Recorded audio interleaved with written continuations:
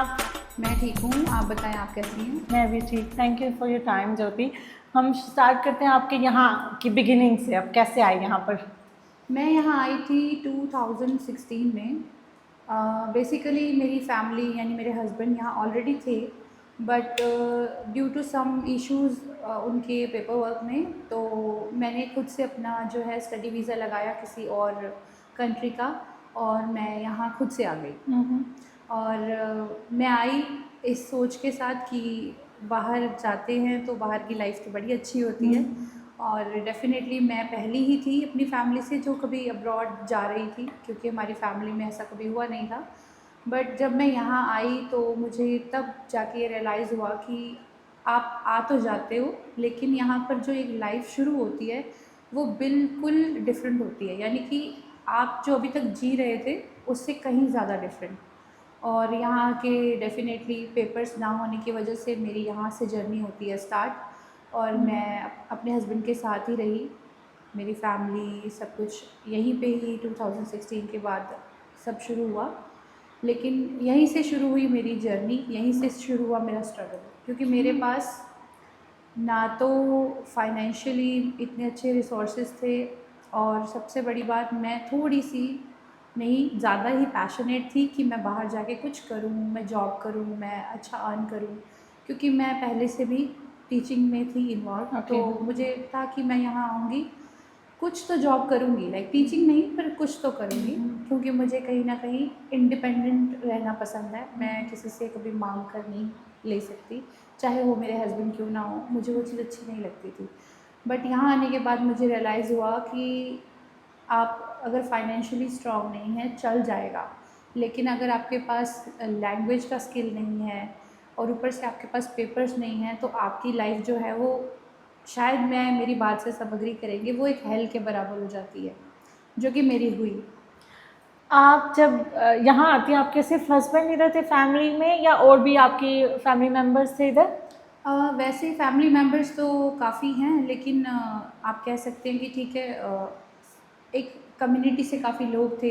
Okay. अपनी family members relatives but वगैरह थे? रिलेटिव्स हाँ थे, बट थे। हाँ, ओके ओके। मैं मेरे हस्बैंड के पास आई हाँ, थी। सबसे पहला शौक यहाँ आके क्या लगता है स्पेन आके?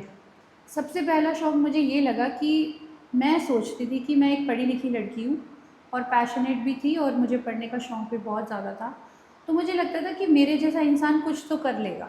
आप कॉन्फिडेंस से आए थे? कॉन्फिडेंट थी मैं कि कुछ तो कर लूँगी, चाहे मैं किसी की शॉप पे काम क्यों ना करूँ, चाहे मैं किसी से भी कोई भी काम मुझे मिलता है मैं कर लूँगी, मुझे एटलीस्ट इंग्लिश तो आती है। तो और मुझे सीरियसली नहीं पता था कि पेपर्स का क्या यहाँ एक कॉन्सेप्ट है, नहीं पता था। इवन मेरे हस्बैंड ने भी मुझे नहीं बताया, पर यहाँ आके मेरे लिए सबसे पहला शौक ये था कि बिना पेपर्स के कोई इंसान की लाइफ क्या होती है, और दूसरा लैंग्वेज।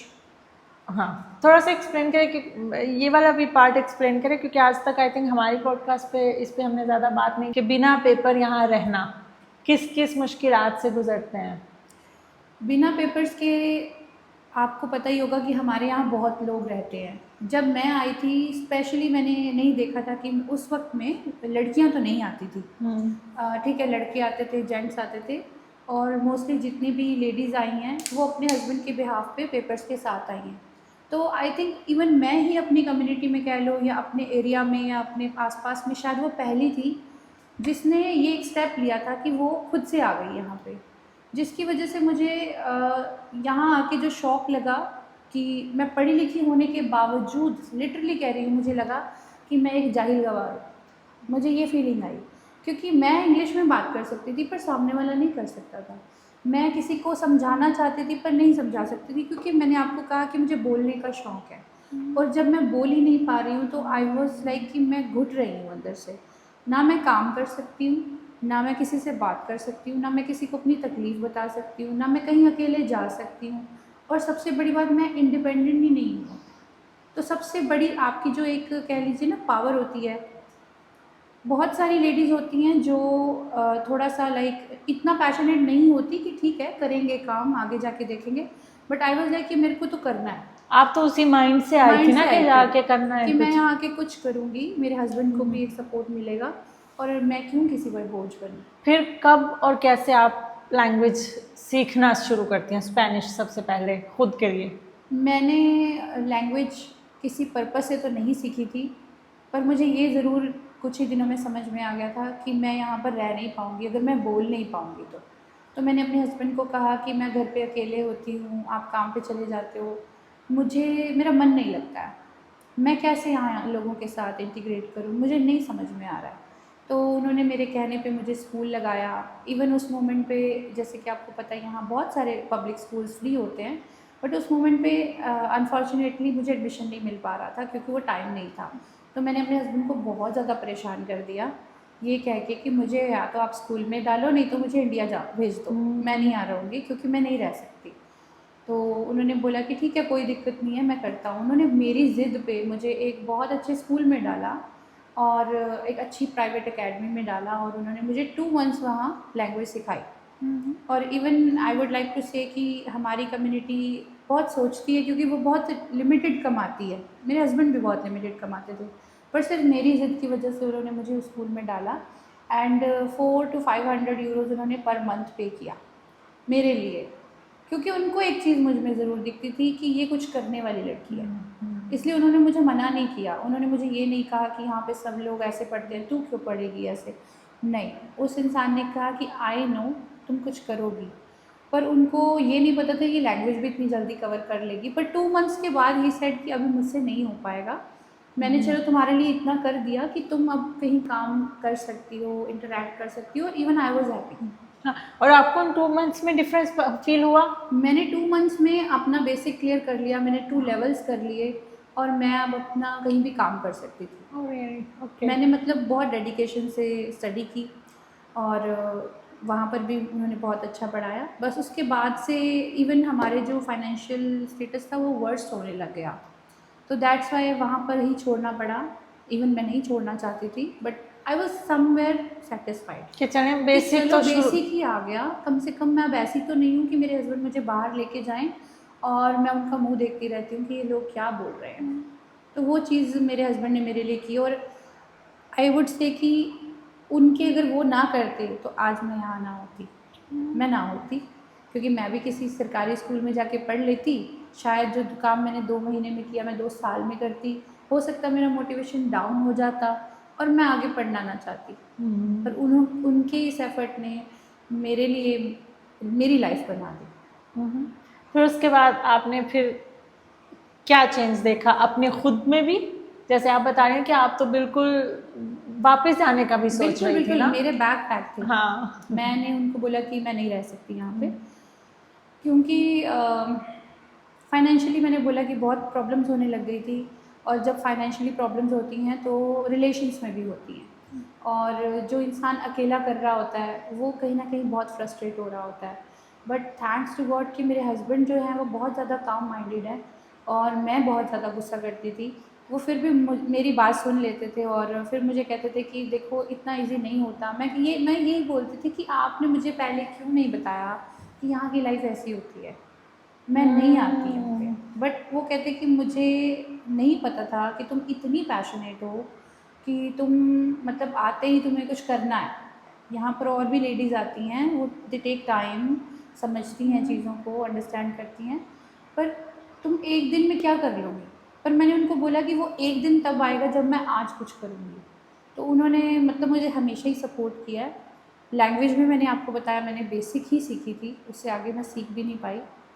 फिर मुझे लगा कि अगर मुझे कोई बिना पेपर्स के काम नहीं दे रहा तो मुझे आपने फिर साथ साथ जॉब ढूंढना स्टार्ट कर दी थी? जॉब तो मैंने ढूंढती रही। मुझे काफ़ी चीज़ों का एक्सपीरियंस भी था। इवन मैं कुछ कोर्सेज़ भी करके आई थी इंडिया से कि मुझे कहीं भी काम मिलेगा मैं करूँगी। इवन आई बेग कि मुझे कहीं बर्तन धोने पे लगा दीजिए, मुझे कोई भी काम मिल जाए मैं करूँगी, क्योंकि मुझसे बस घर नहीं बैठा जा रहा था। मुझे था मैं ऐसे नहीं रह सकती क्योंकि चीज़ें बहुत ख़राब हो रही थी। लेकिन अनफॉर्चुनेटली वो नहीं हुआ, मैंने बहुत कोशिश की, नहीं हुआ। फिर मैंने यही सोचा कि मुझे कोई भी काम मिलेगा, जैसा भी मिलेगा, छोटा मोटा मिलेगा, मैं करूँगी। तो मैंने इधर उधर लाइक वही बात आ जाती है, आप पढ़े लिखे होते हो, आप कम से कम सोचते हो कि मैं और कहाँ ट्राई करूँ। तो अगर कंपनीज़ में जॉब नहीं मिल रही तो आपको हाउस होल्ड काम आते हैं, आप उसमें तो कर ही सकते हैं। तो मैंने कहीं ना कहीं किसी ग्रुप में डाल दिया कि मुझे काम चाहिए, अगर किसी को बच्चे संभालने हैं तो आप मुझे बोल सकते हैं, आपके घर की सफाई करनी है तो आप मुझे बोल सकते हैं। इवन जब मैंने देखा कि इन चीज़ों में भी यहाँ बहुत लोग ऑलरेडी हैं एंड यहाँ पर कोई आपको अपने घर में ऐसे नहीं आने देता है कि आ जाओ सफाई कर दो एंड ऑल। इवन और जो हमारी कम्युनिटी है वो तो हमारे लाइक लोग कभी सफाई के लिए किसी को चाहते ही नहीं होते कि कोई आए। पर मैंने ट्राई बहुत किया, फिर मुझे फाइनली एक चीज़ समझ में आई कि मेरे अंदर काफ़ी सारे, मुझे लगता था कि मैं बहुत सारी चीज़ें कर सकती हूँ। तो मैंने जैसे कि कॉस्मेटोलॉजी का डिप्लोमा किया था, तो मैंने सोचा कि मैं क्यों ना मसाज जो है लेडीज़ के लिए स्टार्ट करूँ। तो मैंने ये सोचा कि ये एक ऐसी चीज़ है कि जहाँ पर अगर मैं अपने, और मेरा छोटा सा बेटा भी था कि मैं थोड़ा थोड़ा भी अगर कभी कभी कर लूँगी तो शायद मेरे 5 यूरो बन जाएंगे, 10 यूरो बन जाएंगे। तो मैंने इस तरह से मतलब जो स्पेनिश लेडीज़ थी उनके ग्रुप्स बने हुए थे फेसबुक पे, तो मैंने उसमें डालना शुरू किया। इवन आप मानेंगे नहीं, मैंने उसमें लिखा कि मैं 1 आवर आपकी, जैसे पोस्टमार्टम मसाज होती है बच्चों के होने के बाद, मैंने उनको बोला कि मैं 5 यूरो में कर दूँगी। एंड समबडी, उन्होंने मुझे प्राइवेटली मैसेज किया कि आई कैन अंडरस्टैंड शायद आप बहुत परेशानी में हो, बट 5 यूरो में कौन मसाज करता है। लाइक शी सेड कि चेंज योर प्राइस। तो मैंने फिर से चेंज किया। तो So मतलब nice of that person. Yes, मतलब उनको ऐसे लगा कि कौन ऐसे 5 यूरो में तो कोई 5 मिनट भी नहीं यहाँ करके देता है। एंड शी इज सेइंग कि मैं 1 घंटा मसाज करके दूँगी, क्योंकि मैं इतनी ज़्यादा वो थी कि मुझे कुछ करना है ताकि मैं आगे सीखूँ, क्योंकि मेरे पास सीखने के पैसे नहीं थे। कुछ ना कुछ करना है, चाहे मेरे पास अगर छोटा बच्चा, मेरा शायद बेटा उस टाइम पे साल का होगा, अब इतने छोटे बच्चे के साथ मुझे काम तो नहीं रेगुलर कर सकती थी। तो यही सोचा कि जो जब जब हो पाएगा, हस्बैंड घर पे होंगे तो मैं कर लिया करूँगी, चाहे मेरे 5 यूरो बन जाए, 10 यूरो बन जाए, मैं करूँगी। क्योंकि मुझे अगर कुछ सीखना था तो पहले पैसे चाहिए थे, और मेरे हस्बैंड ऑलरेडी इतना कर रहे थे कि वो मेरे लिए नहीं कर सकते थे। तो मैंने आप मानेंगे नहीं, मैंने 5-5, 10-10 यूरो इकट्ठे किए, और मैंने जब 150 यूरो इकट्ठे हुए तो मैंने मसाज करने वाला बेड ख़रीदा सेकंड हैंड, जिसका वेट था 23 केजीज़, और मैं वो लेके अपने शोल्डर्स पे लोगों के घर जाती थी कि क्योंकि ऑब्वियस सी बात है, जो ये स्पेनिश लोग होते हैं they are not like desis कि बैठ जाओ, मैं सोफे पे बैठा हूँ तो मेरी टांगों के मसाज नहीं, उनको एक तो सब वैसा चाहिए, पूरा सेटअप चाहिए। तो और मुझे वो आता था ऑलरेडी क्योंकि मैंने सीखा था, और मेरे पास पैसे नहीं थे उसके लिए भी। तो मैंने वो ख़रीदा, जब मेरे वो थोड़े पैसे इकट्ठे हुए तो वो ख़रीदा, फिर वो मैं जाती थी। इवन कुछ लोगों के घर में तो असेंसर भी नहीं होती थी, और वो बेड आपको अपने शोल्डर्स पे उठाना है और आपको उनके घर तक चढ़ा के लेके जाना है। गॉड। तो वो मैंने वहाँ पे भी किया। फिर मैंने थोड़ा टाइम किया और मुझे महसूस होने लगा कि बच्चे के साथ डिफ़िकल्ट हो रहा है, और वो टायर्ड भी मैं बहुत ज़्यादा हो जाती थी। पर हाँ, मैंने समहाउ 6-7 महीने किया। काम ज़्यादा नहीं था मेरे पास, स्टिल कभी 2 या 3 बार मुझे मंथ में जाना है, वो भी अपने हस्बैंड की अवेलेबिलिटी के अकॉर्डिंग। ऑब्वियसली मैं अपना बच्चा नहीं छोड़ के जा सकती थी। तो मैंने इस तरह से किया। फिर बाद में मुझे रियलाइज़ हुआ कि ये नहीं वर्क कर रहा है इतना, और मैं कहीं ना कहीं फिर अगेन, जब बच्चा, कहते हैं ना, जब हम बच्चे को थोड़ा सा अपने कामों के लिए कॉम्प्रोमाइज़ कर दें, फिर एक मदर गिल्ट आ जाता है कि मैं अपने बच्चे को शायद वो 2 घंटे क्यों नहीं दे रही हूँ। तो फिर मैंने अगेन वो काम जो है छोड़ दिया। पर फिर उसके अलावा और चीज़ें करती रही, जैसे बेबी सिटिंग कर ली। इवन मेरे घर में ही कोई रहती थी तो वो जॉब करती थी, और उनका बेटा मेरे ही बेटे के बराबर था, और उनको मैं हैंडल कर लेती थी। तो she use to give me 2 euros per hour, क्योंकि मेरे घर में ही कैन आई नो किस साल की बात कर रहे हैं हम? ये होगा 2017 का टाइम, 18 का टाइम, ऐसा टाइम था। इतना भी पुराना नहीं है कि हम नहीं, सोचें टाइम कि पुराना तब लाइक 5 यूरो 10 यूरो ज़्यादा लगते थे, लाइक क्योंकि वो मेरे ही घर में रहती थी ना, तो वो मुझे कहीं जाना तो था नहीं, तो उसने बोला कि जहाँ तुम अपना बच्चा हैंडल कर रही हो वहाँ मेरे बच्चे को भी देख लेना। और मेरे लिए तो वो भी ठीक था, जब आपको ज़रूरत होती है ना तब आपके लिए वो भी ठीक होता है। तो मैंने कहा ठीक है, जहाँ मेरा बच्चा है, दोनों बच्चे बराबर के हैं, मैं दोनों का ध्यान रख लूँगी। इवन मेरे एक ऐसा टाइम आया कि मैं उस मोमेंट पे बहुत रोई, क्योंकि आप जब किसी का काम करते हो, चाहे वो 2 यूरो के लिए क्यों नहीं हो, तो आपको काम तो काम ही होता है, ठीक है। तो मुझे याद है मेरा उस मोमेंट पे मिसकैरेज हो गया था। मतलब मुझे एकदम से प्रॉब्लम हो गई, और दैट मोमेंट उनका बेटा भी मेरे पास था, मेरा बेटा भी मेरे पास था।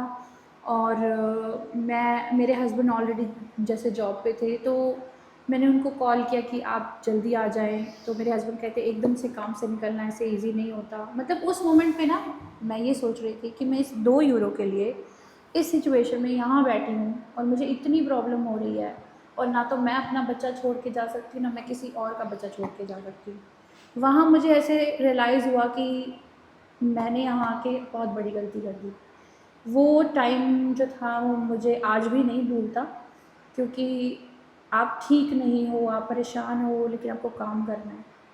कितने यूरो के लिए? 2 यूरो के लिए, 3 यूरो के लिए, तो किया है मैंने वो। तो ये इसी तरह मेरी जो लाइफ है ना, ये चलती रही है। ऐसा नहीं हुआ कभी कि आई वाज लाइक ठीक है बड़ी अच्छी लाइफ है, आप बाहर घूमने फिरने जाते हो, आपके फ्रेंड सर्कल में बहुत वो है।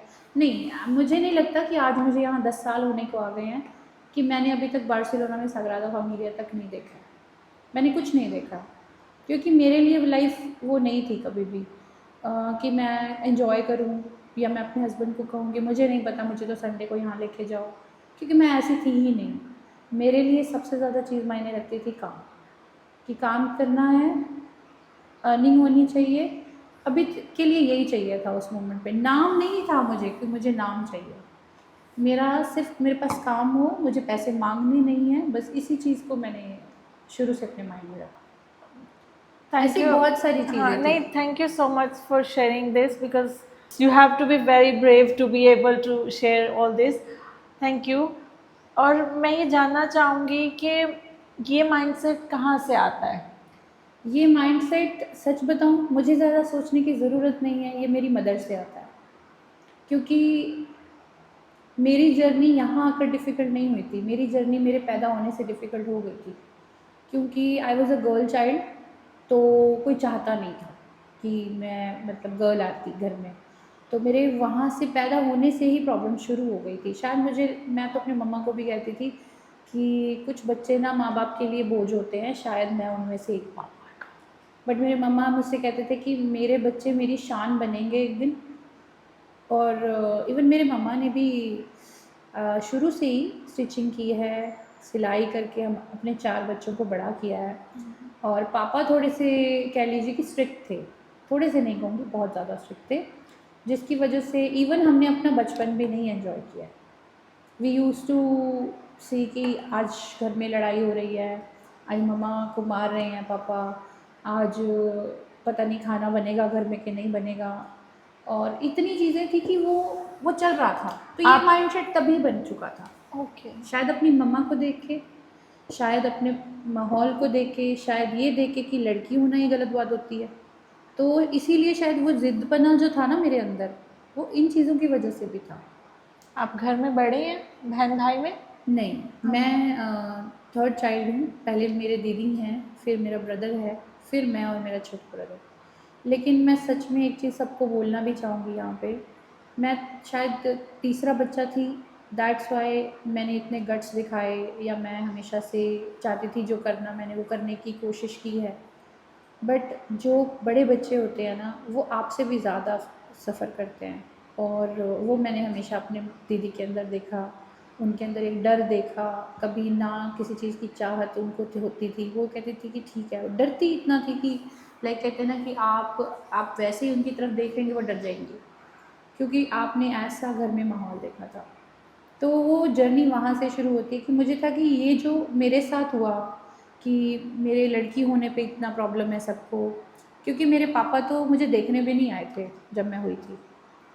उनको पता चला कि बेटी हुई है, तो उन्होंने बोला कि मुझे इसकी शक्ल नहीं देखनी है, और आई थिंक 8 से 9 दिन तो नहीं देखी थी। और मेरे जो फैमिली मेम्बर्स हुआ, उन्होंने फिर मेरे पापा को बहुत मनाया कि है तो तेरी बेटी ना, तेरे को शक्ल तो देखनी पड़ेगी।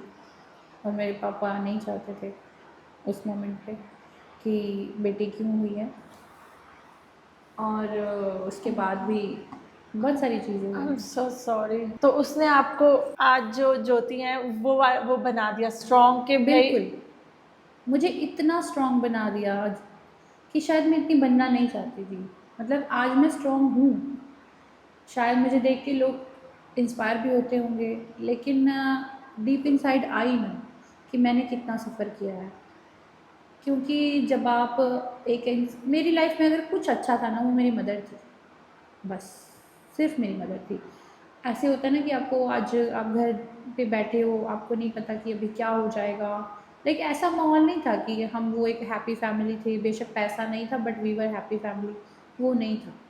एक वायलेंस थी, डोमेस्टिक वायलेंस थी, परेशानियाँ थी, और पैसा तो नहीं था ऑब्वियसली। मम्मा ने काम किया, हमें पढ़ाया लिखाया, और इवन हमारे पढ़ने लिखने पे भी प्रॉब्लम थी सोसाइटी में। तो ये भी नहीं था कि अगर हम कब पढ़ना चाहते थे तो उसमें किसी ने इंटरप्ट नहीं किया, नहीं, सबने बोला कि गर्ल है ना, पढ़ाते क्यों हो इसे, क्या करना एक ठीक है ना, 10 पढ़ लिया, 12 पढ़ लिया, बहुत है, अब इसको घर पे बिठाओ, इसकी शादी कर दे। तो ये माइंडसेट होता था, पहले वाले लोगों में होता था। आई थिंक अभी कई जगह अभी भी ये होता है होता है, बुरा। बिल्कुल होता है, बिल्कुल होता है। फिर तभी आप होप लेके आते हैं, फिर जब आप इधर आते हैं तो जी, वो वाली इतनी बड़ी उम्मीद लेके आते हैं, फिर आपको एकदम से एक बिल्कुल, शौक लगता है, शौक इतना लगता उतना ही बड़ा। है। बिल्कुल, जितनी बड़ी उम्मीद थी ना उससे 10 गुना बड़ा शौक था, क्योंकि मैंने पहले अपनी स्टडी के लिए इतना स्ट्रगल किया। मैंने +2 की और सबने बोलना शुरू कर दिया चलो अब इसकी शादी कर देते हैं ऑल, तो मैंने अपनी मम्मा को बोला मम्मा मुझे शादी नहीं करनी है, क्योंकि आपने दीदी की भी तो की थी, और उनको भी लाइफ, उनकी भी बहुत बहुत प्रॉब्लम्स थी, भाई की भी कर दी, उनको भी थी।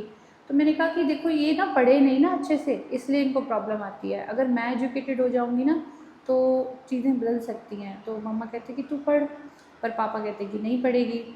और इस चीज़ को सिर्फ पापा को मनाने के लिए आई थिंक 1 साल स्टडी छोड़नी पड़ी, और उस 1 साल में मैंने शायद क्या नहीं सफ़र किया, डोमेस्टिक वायलेंस, मार पिटाई, झगड़े, आपको जितना ज़्यादा मैं कहूँगी ज़िल्लत मिली होगी उस वक्त में, क्योंकि मैं ज़िद करती थी कि मुझे पढ़ना है, मम्मा मेरे लिए ज़िद करती थी, उसकी वजह से मम्मा को फेस करना पड़ता था। और 1 साल लग गया इस चीज़ को, उन पापा का माइंड, मतलब पापा तो तब भी नहीं माने इवन आफ्टर 1 ईयर, लेकिन पापा ने कह दिया कि इसको पूछ लो कि इसको अपना बाप चाहिए या इसको पढ़ाई चाहिए। तो मैंने बोला मुझे पढ़ाई चाहिए। तो उस मोमेंट से मेरे फादर ने बात करना भी छोड़ दिया मुझसे। शायद ही कभी बात करते होंगे ढंग से उस मोमेंट पे, लेकिन बस उनको ये था कि इसने मेरी बात नहीं मानी ना।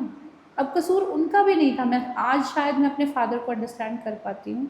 कसूर उनका नहीं था, क्योंकि जो आपकी फैमिली होती है ना, अगर वो आपको बार बार कहेगी कि नहीं हमारे में तो ऐसा होता नहीं है, अगर आपकी दादी कहेगी ऐसा होता नहीं है, तो वो बेचारे क्या करें, उन पे स्ट्रेस, प्रेशर हर चीज़ का था, सोसाइटी का। तो उनको शायद कहीं ना कहीं ऐसा लग रहा था कि मेरी बेटी ने मेरी बात नहीं मानी। पर मम्मा ने भी बोल दिया कि अगर मेरी बेटी नहीं पढ़ेगी तो मैं अपनी बेटी को लेके यहाँ से चली जाऊँगी। मैं आज भी सिलाई करती हूँ, मैं कहीं बैठ के फिर सिलाई कर लूँगी, लेकिन मेरी बेटी पढ़ेगी। तो वो 1 साल लग गया उस चीज़ पे, लाइक मतलब बहुत, वो शायद मैं नहीं एक्सप्लेन कर पाऊँगी, जो हमने दिन और रात में देखा कि किसी भी मोमेंट पे पापा का गुस्सा हम पे निकल जाता था, मम्मा पे निकल जाता था। तो हमने वो 1 साल लगाया, उसके बाद भी इवन ऑब्वियस है अगर मैं अपनी मर्ज़ी करूँगी तो मैं अपने पापा को अच्छी तो नहीं लगूँगी ना। तो वो जब भी ऐसे घर पे आया करते थे तो कुछ भी बोल देते थे, कुछ भी ऐसी बात कर देते थे कि आप टूट जाते थे कि क्या पढ़ना भी गलत होता है।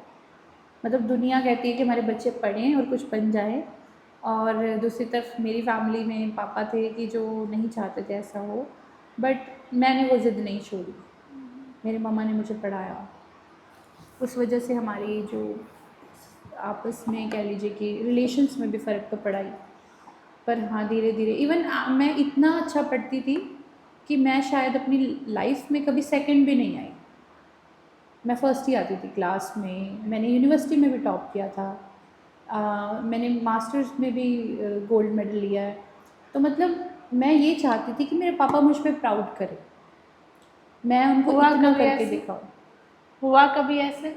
अब तो हो गया, अब तो हो गया, अब तो बहुत अच्छे से हो गया, पर वो ट्रॉमास नहीं जाते। अब तो लाइक पापा के पास कई बार कुछ लोग जैसे इंडिया जाते हैं या पापा के पास कोई बैठा होता है, हाँ मैं अभी स्पेन से हूँ, अच्छा तो कैसा चल रहा है, पापा बोलते हैं स्पेन में, तो वो कहते हैं कि बढ़िया चल रहा है, अब तो हमारे लोग अच्छा काम करने लग गए हैं, काफ़ी चीज़ें। और सम टाइम कोई बोलता है वहाँ ना एक लड़की है जो ना लैंग्वेज पढ़ाती है और अपने ही यहाँ की है, पता है, तो पापा बोलते हैं वो मेरी बेटी है। तो नाउ उनको जो वो प्राउड है ना, शायद मैं नहीं बता पाऊँगी कितना है। और हमेशा मुझसे फ़ोन पे बात करते हुए कहते हैं कि और बता, तेरा काम अच्छा चल रहा है, सब अच्छा चल रहा है, मेरी बेटी तो शेरनी है। लेकिन वो यहाँ तक पहुँचने के लिए ना, वो जो एक जर्नी मैंने निकाल दिया है, वो अब मुझसे अभी भी भूली नहीं जाती। मतलब हम ना, जब आप अपनी फैमिली में अपने आसपास एक अच्छा इन्वायरमेंट नहीं देखते ना, तो आप हमेशा चाहते हो कि हम ऐसा कुछ करें कि खुश हो जाए सामने वाला। हम वैलिडेशन दूसरों से चाहते हैं, तो वो जो चीज़ होती है ना कहीं आपको वीक बहुत करती है, क्योंकि आप सोचते हो कि मेरे अंदर, अरे ये मैं अच्छा काम करूँगी तो ये मेरे को अच्छा बोलेगा ना, लेकिन वो गलत भी होता है क्योंकि मैं आप वीक हो जाते हो। मैं यही पूछने वाली थी कि आप जिस तरह वो हमें बता रही हैं, एंड स्टिल आप कह रही हैं कि आप टॉपर थी, जी कैसे फिर आप पढ़ पा रही थी? क्योंकि ये वाली, जैसे आपने कहा, जी वीक कर देती हैं, जी आपको वो कॉन्फिडेंस नहीं रहता, आपका जी कभी कभी दिल नहीं करता, जी बट स्टिल आप तो अच्छे से अच्छा पढ़ रही थी, कैसे? क्योंकि जब मैंने पढ़ना शुरू किया था तो ऑब्वियस सी बात है कि आप फाइनेंशियल रिसोर्सेज नहीं थे इतने अच्छे, मम्मा मेरे लिए मेहनत कर रही थी, तो मेरे पास ऑप्शन नहीं था कि मैं अच्छा ना पढूं। और कहीं ना कहीं मैं पढ़ने के लिए नहीं पढ़ रही थी, मुझे इतना शौक़ था पढ़ने का, मुझे किताबें इतनी अच्छी लगती थी कि अगर आप ये समझ लीजिए कि मुझे किताबों की महक से भी बड़ा प्यार था कि मैं उनको अपने पास रखूं, पढ़ती रहूं, क्योंकि उनको पढ़ने से ना मैं भूल जाती थी कि मैं किस दुनिया में रहती हूँ, मैं उनको पढ़ने से भूल जाती थी। दैट्स वाई मुझे था कि मैं पढ़ती रहूँ, कुछ ना कुछ सीखती रहूँ, कुछ ना कुछ करती रहूँ। वो मेरा जो चल रहा होता था ना, वो मैं भूल जाती थी, इसलिए मैं पढ़ लेती थी और अच्छा पढ़ लेती थी और टॉप भी करती थी। जबकि सब बोलते थे कि लाइक मैं जैसे कॉलेज यूनिवर्सिटी में गई तो वहाँ भी even I use to do some kind of projects of others, औरों के काम कर दिया करती थी। पर हाँ, पढ़ने का शौक़ मुझे यहाँ तक लाया है। Thank you. शौक़ लाया मुझे पढ़ने का यहाँ तक। वो मुझे इतना अच्छा लगता था, मुझे ऐसे लगता था कि मेरी लाइफ में कोई प्रॉब्लम नहीं है। कहते हैं ना, आप किताब खोलो, उसे पढ़ो और आप एक और दुनिया में चले जाओ। तो मुझे वो दुनिया अच्छी लगती थी, पढ़ने वाली। बल्कि मुझे तो बुरा लगता था कि अब ये ख़त्म हो गया तो क्या होगा। तो इसलिए मैं स्टूडियस बहुत ज़्यादा थी इस वजह से।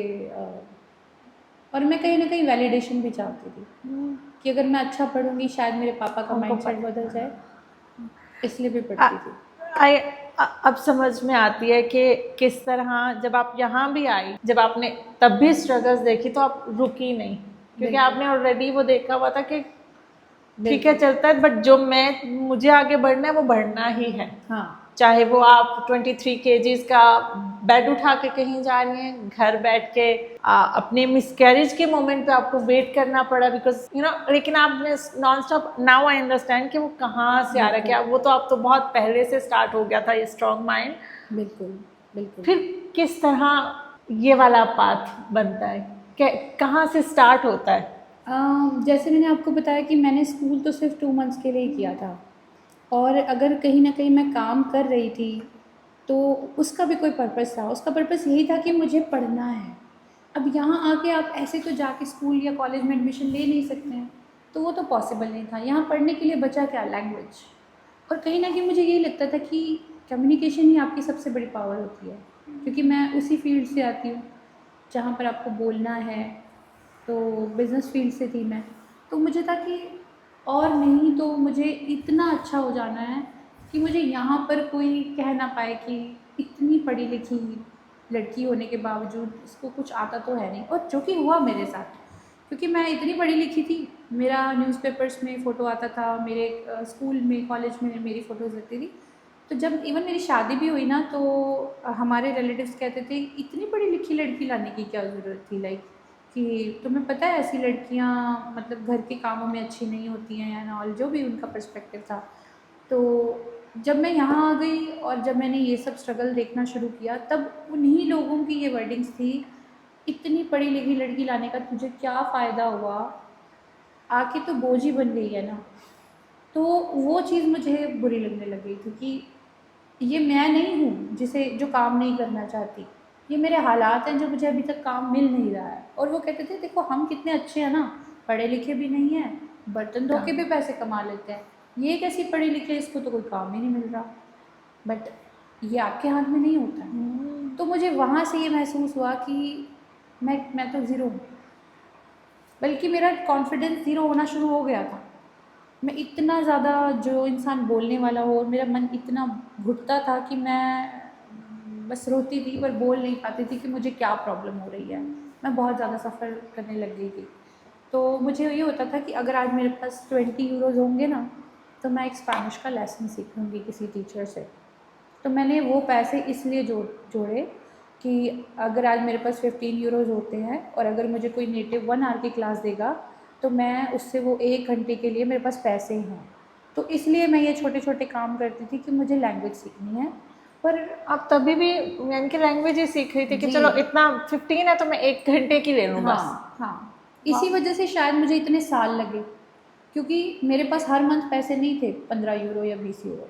मेरे पास जब थे तब मैंने टीचर को बोला कि मैंने आज आपसे लेसन लेना है, और मैंने खुद से स्टडी की, हर चीज़ पढ़ाई की कि जहाँ मुझे प्रॉब्लम आएगा, जहाँ मुझे ग्रामेटिकल कॉन्सेप्ट समझ में नहीं आएगा, तो वो टीचर समझा देगा। क्योंकि दैट टाइम यूट्यूब पे भी इतना कुछ होता नहीं था, बस ये होता था कि आपको कोई एक्चुअली नहीं पढ़ा सकता था, अब तो बहुत कुछ है, तब ये नहीं था।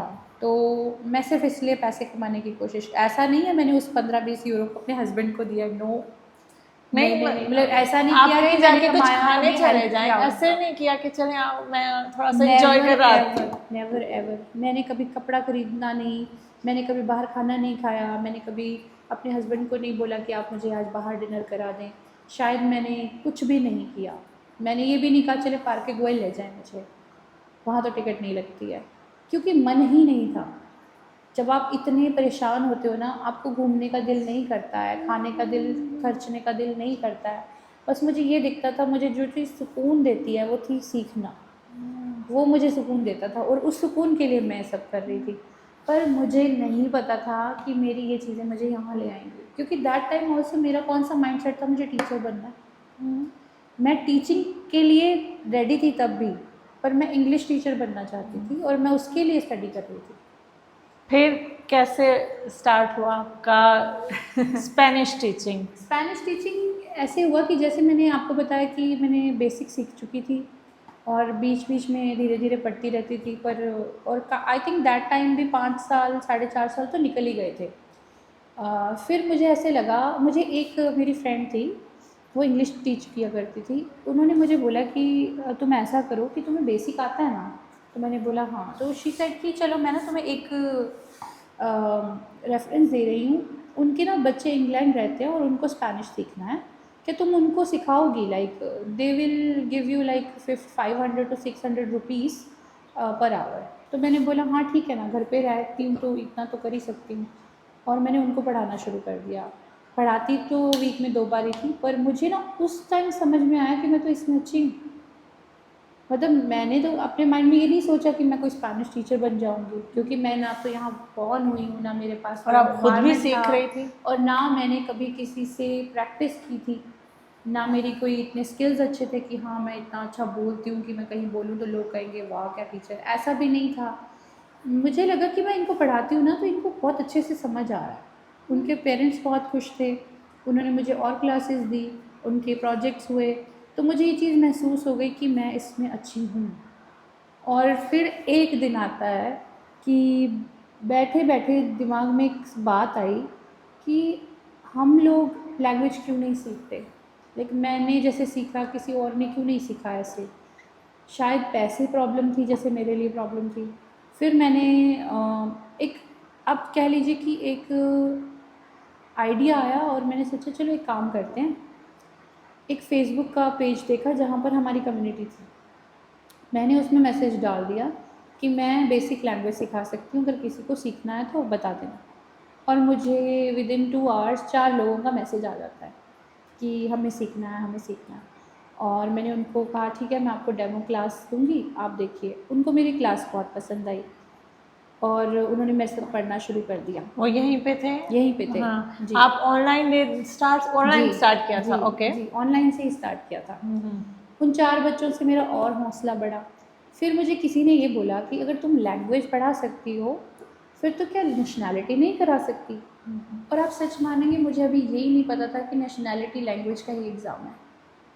उस मोमेंट पे नहीं पता था। तो उस मोमेंट पे मेरे पेपर बन गए थे। पेपर बने थे लेकिन परमिशन नहीं था काम करने का। वो मेरा चेंज होने वाला था बेटे के पासपोर्ट की वजह से। तो मैंने बोला कि हाँ, हाँ, मैं कर लूँगी। मुझे पता नहीं था, डीप इनसाइड नहीं पता था क्या होता है इसमें।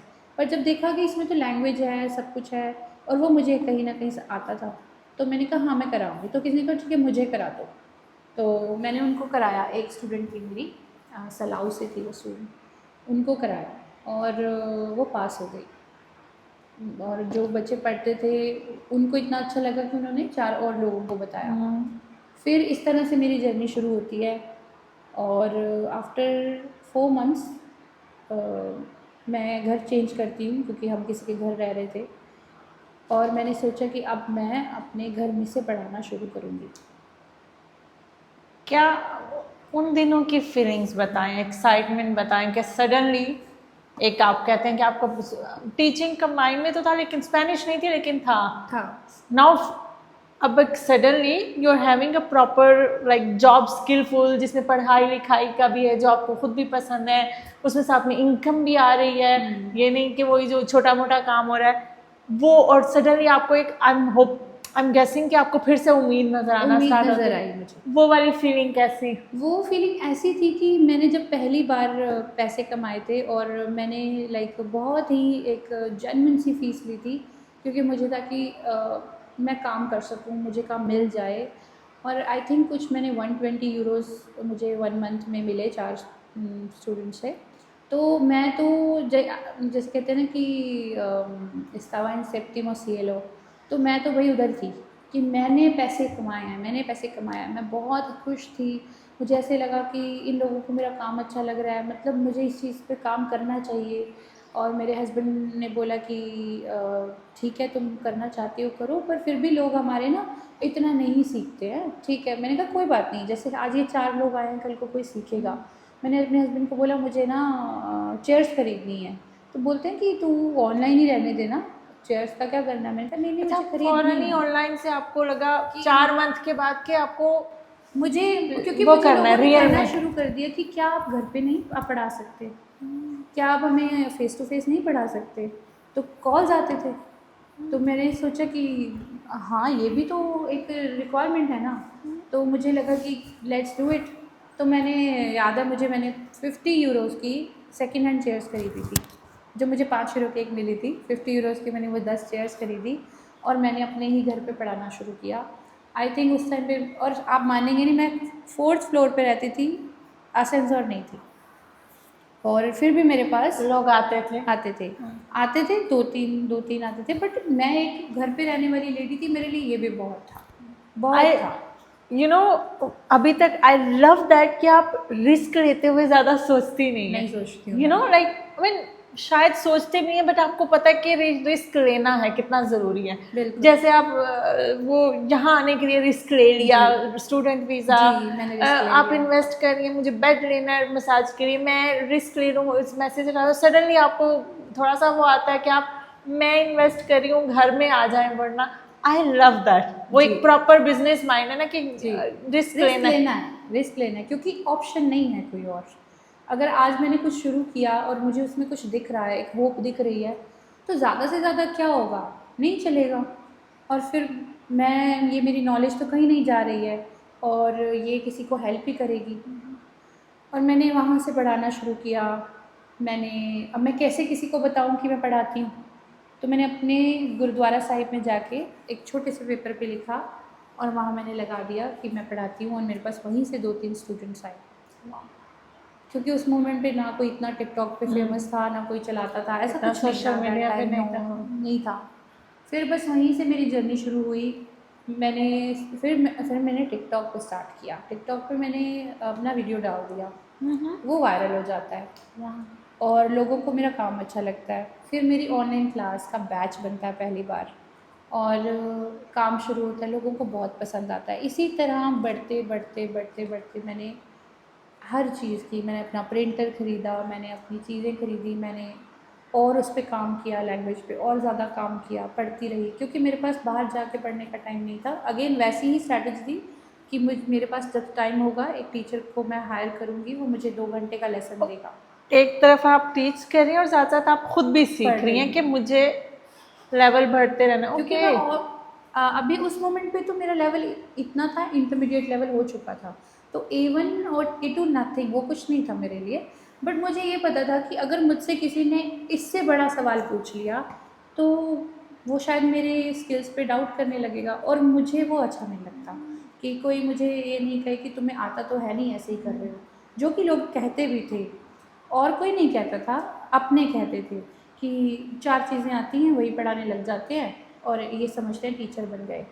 तो अगेन वो आपको, जो आपके अपने सर्कल के लोग होते हैं ना, बहुत डिमोटिवेट करते हैं, they are not happy for you. Unfortunately मेरी पूरी जर्नी के अंदर मुझे साथ नहीं मिला है किसी का। बस मैंने उम्मीद लगाई पर मुझे नहीं मिला।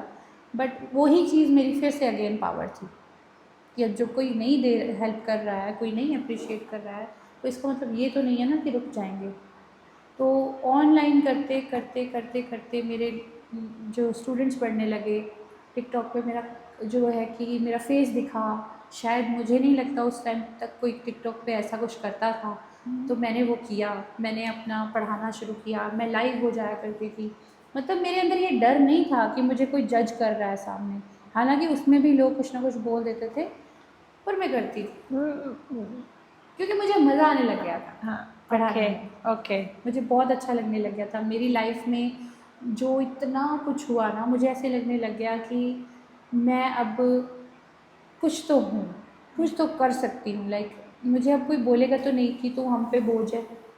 एक तरफ से हमने बात की ना कि आप स्ट्रांग हैं और कहीं ना कहीं वीक भी होते हैं, कहीं वो एक जो स्ट्रगल होती है, but at the same time मैं ये भी कहूँगी कि आप में कॉन्फिडेंस था। हाँ था। बिकॉज जहाँ आप कह रही हैं कि कोई सपोर्ट नहीं करता, बल्कि इर्द गिर्द में यही सुनने को मिलता है कि खुद आता नहीं है और कर रहे जी हैं, जी बट वो एक कॉन्फिडेंस ही आपको आगे बढ़ाता गया ना, जी। वो कहीं ना कहीं बहुत स्ट्रांग रहा आपका। एक चीज़ का कॉन्फिडेंस हमेशा से मेरे अंदर था, चाहे दुनिया कुछ भी मुझे कहे, वो था मेरी पढ़ाई। मुझे मेरी स्टडी, मेरे स्किल्स पे हमेशा से इतना भरोसा था कि अगर आप मुझे कुछ अभी करने के लिए दोगे तो मैं इसे कर दूँगी, क्योंकि मुझे पता है मैं कहाँ पावरफुल हूँ। मतलब मैं वो लेडी नहीं हूँ कि जिसे पढ़ने से अब डर लगता है, या ठीक है अब निकल गया वो टाइम, दोबारा से क्यों सीखना। नहीं, मेरे लिए आज भी आप कहेंगे कि तुम्हें ये सीखने की ज़रूरत है, इससे तुम इम्प्रूव हो जाओगी, मैं सीखूँगी। Okay. मैं एक बार भी नहीं सोचूंगी। तो वो चीज़ में कहीं ना कहीं कॉन्फिडेंट थी। मुझे नहीं पता था शायद मेरा कम्युनिकेशन इतना अच्छा है या नहीं है, बट मुझे लोगों को पढ़ाते हुए ना एक चीज़ ज़रूर समझ में आई थी कि लोग परेशान बहुत हैं, लोग अंदर से परेशान बहुत हैं। क्योंकि जब मुझे एक कॉल आता था ना लैंग्वेज क्लास के लिए, तो लोग मुझे ये नहीं सिर्फ कहते थे कि तुम्हें हमें लैंग्वेज सीखना है तो क्या आप चार्जेस लेती हैं वटेवर। जब वो मुझसे बात करते थे ना, वो अपना दिल खोल देते थे। और स्पेशली वो लेडीज़ होती थी जो मेरे आगे रोती थी कि हम ना दीदी इसलिए लैंग्वेज सीखना चाहते हैं क्योंकि हमें ये फ़ील कराया जाता है। तो मुझे वो चीज़ ना अपना टाइम याद दिला देती थी, अपनी चीज़ें याद दिला देती थी, और मुझे ऐसे लगता था कि मुझे इनके लिए कुछ करना है। वहाँ से मेरे दिल में ये जुनून उठा कि मुझे अपना स्कूल बनाना है, मुझे कुछ करना है। लेकिन स्कूल बनाना कोई मजाक नहीं था, पैसा बहुत चाहिए था, स्किल्स चाहिए थे, हाँ। नॉलेज किसी चीज़ की नहीं है, ये सब कैसे होता है, एग्जैक्टली कोई साथ वैसे नहीं दे सकता था। अपने आसपास के लोग इतने मतलब एजुकेटेड नहीं थे, और इवन अगर होते तो भी वो साथ देने वाले लोग नहीं थे।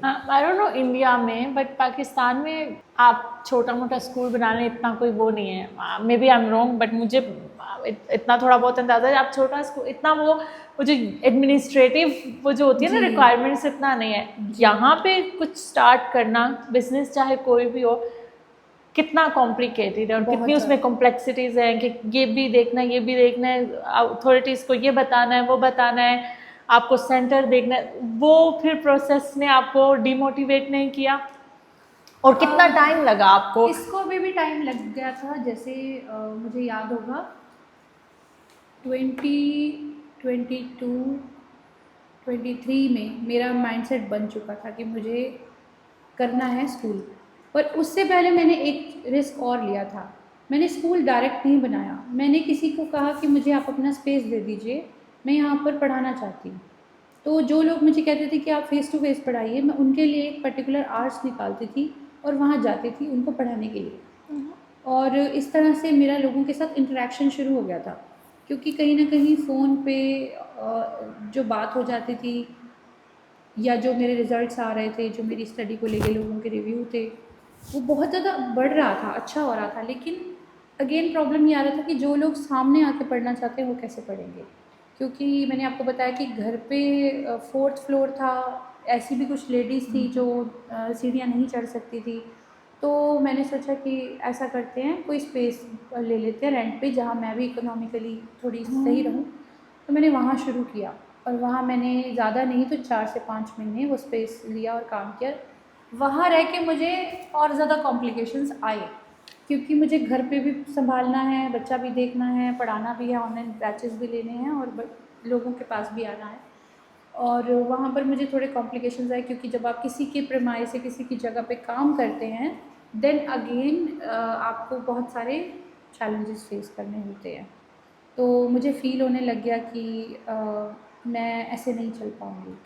अच्छा है, लेकिन मैं अभी तो अवेलेबल नहीं हूँ ना प्रॉपरली।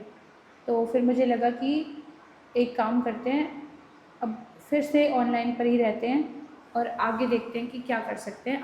अब मैंने ये सोच लिया था कि अब स्कूल ही बनेगा। और मैंने 2022 में ये माइंडसेट बना लिया था, 23rd में ये बन चुका था माइंडसेट प्रॉपर कि स्कूल ही बनेगा। और तब से मैंने ये पूछना पता करना शुरू कर दिया, बट स्टिल मुझे नहीं ये नॉलेज मिल रही थी, क्योंकि अभी तक कोई ऐसा कुछ कर नहीं रहा था। अगर मैं स्पेनिश लोगों से भी बात करूँ, उनके लिए तो वो नॉर्मल्स हैं कि हाँ ये ऐसे होता है, ऐसा ऐसा कर लो, पर मुझे नहीं समझ में आ रहा था मैं कैसे करूँ। बट इस सारी चीज़ के बीच में मेरे हस्बैंड मेरे साथ ही थे। वो मुझे यही बोलते थे कि जहाँ तुम खड़ी हो वहाँ मैं तुम्हारे पीछे खड़ूँगा, तुम इतना कर सकती हो कि मुझे आगे जाके बोलने की ज़रूरत नहीं है। और उन्होंने मेरा साथ दिया। हालांकि वो ये कहते थे कि हम इतना पैसा कहाँ से लाएंगे, क्या करेंगे। मैंने उनको बोला कि मैं पहले कमाऊँगी फिर मैं लगाऊँगी। इवन मैंने ये भी नहीं सोचा कि मुझे आप कहीं से हेल्प कर दो अभी के लिए, फिर मैं पैसे दे दूँगी। फिर मैंने लोन का पता किया। तो इस तरह से मैंने चीज़ों को थोड़ा सा पहले एडजस्ट कर लिया कि कल को अगर स्कूल ओपन होता है, और मुझे किसी न किसी ने बस यही बोल देना कि स्कूल खोलना, लाइक जब भी फ़ोन किया किसी को, स्पेनिश पर्सन को, उन्होंने कहा कि हाँ हाँ ये नॉर्म्स हैं, ये पैसे लगेंगे, ये सब होगा, जगह ले लो। मुझे ये नहीं पता था कि एक जगह को ज़ीरो से बनाने में क्या मेहनत लगती है। मतलब मुझे तो ऐसा लग रहा था कि जैसे इंडिया में होता ना, दुकान ले ली, वहाँ अपने चेयर्स रखो हाँ। और शुरू हो जाओ, पर यहाँ ऐसा नहीं था। और ये चीज़ मुझे बाद में समझ आई जब मैंने कॉन्ट्रैक्ट कर चुकी थी। अब वापस नहीं आप अब मैं वापस नहीं आ सकती थी। मतलब मुझे था कि मैंने एक बड़ी साफ़ सुथरी अच्छी जगह देख ली है, मैं इनका ठीक है रेंट पे कर दूँगी, बना तो हुआ और क्या इसमें चाहिए। पर उसी दौरान नॉर्मास बदल जाते हैं। जब मैंने स्कूल खोलना था कि अब हमें आपकी जो टेचो है स्कूल की, उसमें ये चीज़ चाहिए, हमें वॉल्स इतने उसमें चाहिए, यहाँ से वेंटिलेशन होना चाहिए। इतना कुछ बदला, इतना कुछ बदला। 24 की बात है ये, कि जब मैंने उनका आगे जाके पता किया कि अभी ये सब पे क्या मेरा कॉस्ट पड़ेगा, तो देवर लाइक 18,000 टेचो का लगेगा, 20,000 यूरोज इसका लगेगा। तो मेरे लिए ये सब चैलेंज खड़ा हो गया उस मोमेंट पे। अब मैं पीछे नहीं हट सकती। तभी भी नहीं सोचा चलो गिव अप कर देते, वो नहीं पहले ऑनलाइन से ही चल तो रहा है, खैर है। नहीं, मैंने कहा अब मैंने जगह ले ली, ऑब्वियस है 1 साल तो मुझे इसे वैसे भी चलाना है। और ठीक है, मेरा इन्वेस्टमेंट बहुत ज़्यादा हो गया था। मतलब आप अगर सोच रहे हैं कि मैं 10,000 यूरो का प्रोजेक्ट लेके चल रही हूँ, वहाँ सीधा मेरा 70,000 यूरो का प्रोजेक्ट हो जाता है। और मैंने लोन अप्लाई किया, ये सब किया। तो वो सारी चीज़ों को मैंने फिर से अपने माइंड में रखा। मैंने अपने हस्बैंड को, मेरे हस्बैंड ने मुझे रोका कि तुम रहने दो, तुम सोच लो, मुश्किल हो जाएगा। क्योंकि हम जैसे लोग जो 11-12 सौ की सैलरी कमा रहे हों, वो 50 लाख 60 लाख लगाते हुए सोचेंगे। उन्होंने बोला कि अगर सब ख़राब हो गया तो हम पीछे आ जाएंगे बहुत ज़्यादा। हम ऑलरेडी अब तो जाके ठीक होने लगे हैं। तो मैंने उनको एक ही बात बोली, बन गई तो भी मैं आगे चली जाऊंगी, नहीं बनी तो मेरा चला गया। मैं या तो करूंगी या तो मरूंगी, मुझे रुकना नहीं है। तो उन्होंने बोला कि ठीक है, तुम्हारी मर्ज़ी। कहीं ना कहीं वो डरे हुए थे, मैं भी डरी हुई थी कि मैं इतना कैसे अरेंज करूँ। और मेरा तो वैसे भी जो ड्रीम्स हमेशा से बहुत बड़े रहे हैं, मतलब छोटी चीज़ों में इंटरेस्ट नहीं रहता कि मैं एक छोटा सा क्लासरूम दे देती। नहीं, मैंने वहाँ पर 140 मीटर की एकेडमी का वहाँ स्टार्ट किया। और सब कुछ आर्किटेक्ट से वो बहुत मेरा जो है खर्चा हुआ, सब कुछ हुआ। लेकिन मुझे था कि नहीं, मुझे करना है। ज़्यादा से ज़्यादा यही होगा कि जो मैंने कमाया मैं इसकी लोन की किश्तें ही उतारती रह जाऊँगी, कोई बात नहीं, और मुझे करना है। तो फिर वहाँ से शुरू कब हुआ ओपन होता है? 2024 में। 2024 की सितंबर में ओपनिंग होती है स्कूल की। और वहाँ से मेरी जर्नी शुरू होती है स्कूल की। ऑनलाइन मैं ऑलरेडी काम कर रही थी, कम से कम मुझे नहीं तो 2.5 साल तो होने को आ ही गए थे ऑनलाइन काम करते करते। और मैं कहीं ना कहीं लोगों के बीच में नाम बन चुकी थी। लोगों को मेरा काम बहुत पसंद था। और मैं, क्योंकि मैं आपको आज भी बता रही हूँ कि जब मैं ऑनलाइन पढ़ाती थी तो जो हमारी इंडियन या पाकिस्तानी लेडीज़ होती हैं वो अपना कैमरा ऑन नहीं करती हैं, और इवन मैं भी नहीं करती थी। तो आप समझेंगे कि मैंने ब्लैक स्क्रीन से ब्लैक स्क्रीन को पढ़ाया। लोग मुझे सिर्फ मेरी आवाज़ से पहचान जाते थे। मतलब वो मुझे तो पहचानते थे कि उन्होंने टिकटॉक पे मेरी शक्ल देखी है, पर मैं नहीं जानती थी लोगों को। वो कहीं भी मिलते थे, मैं आपकी स्टूडेंट हूँ, तो मैं उनकी आवाज़ से उन्हें पहचानती थी। मतलब इतना उस मोमेंट पे भी था कि लोगों को ना अनकंफर्टेबल फील हो। मैं भी एक लेडी थी, मुझे भी थोड़ी सी होता था। तो आप समझिए कि मैंने स्क्रीन, काली स्क्रीन सामने है और मैं उनको पढ़ा रही हूँ।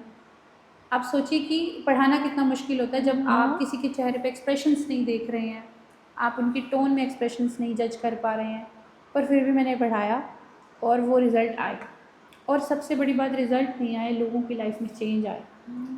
मुझे जो जो आज कॉम्प्लीमेंट्स मिले हैं, मैं शायद आज सबको बताऊँ ना तो शायद मैं ये कह सकती हूँ मैं सुकून से मर ज़रूर सकती हूँ। मुझे लोगों ने इतनी दुआएं दी हैं, इतनी दुआएं दी हैं ना, कि मुझे लगता है कि जिस दिन मेरा आखिरी दिन होगा ना तो मुझे याद ज़रूर किया जाएगा कि हाँ वो बड़ा अच्छा पढ़ाती थी।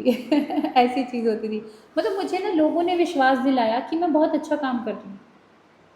शायद मुझे अपने काम पे उस वक्त पे भी इतना भरोसा ना हो, और लोगों ने मुझे हर दिन एहसास कराया कि तुम बहुत अच्छा कर रही हो, तुम आगे बढ़ो। दैट्स वाई मैंने वो स्कूल खोलने में वक्त नहीं लगाया। मैंने नहीं सोचा आज मेरा इतना पैसा लग जाएगा, मैं कैसे करूँगी, मैं फिर से ज़ीरो हो सकती हूँ। मैंने कहा कोई बात नहीं, लेट्स डू इट, करते हैं बस। और वो भी अकेले। कोई ऐसा नहीं था कि अगर मैं एक स्कूल खोल रही हूँ तो पहले मैं क्यों ना टीचर्स हायर करूँ, कुछ करूँ, नहीं, मैंने अकेले ही शुरू किया। अकेले? और ओपन होते ही आपके स्टूडेंट्स आना स्टार्ट हो गए थे या टाइम लगा? जी, आने लगे थे स्टूडेंट। वो थैंक्स टू सोशल मीडिया आने लगे थे। और ज़्यादा नहीं तो कहूँगी तो ठीक शुरू हो गया था। पर अगेन प्रॉब्लम तो मुझे फिर भी होनी शुरू हो गई थी कि मैं ऑनलाइन भी हैंडल कर रही थी, ऑफलाइन भी कर रही थी। तो इस तरह जैसे जैसे मुझे काम समझ में आने लगा तो मैंने अपने आप को, अपनी सोच में चेंजेस लाए, बस मैं करती गई। मैं मेरे साथ अगेन एक टीचर, या इस तरह हमारी जो कह लीजिए कि टीम है, थोड़ा थोड़ा बढ़ रहा था, बहुत ज़्यादा नहीं था अभी भी।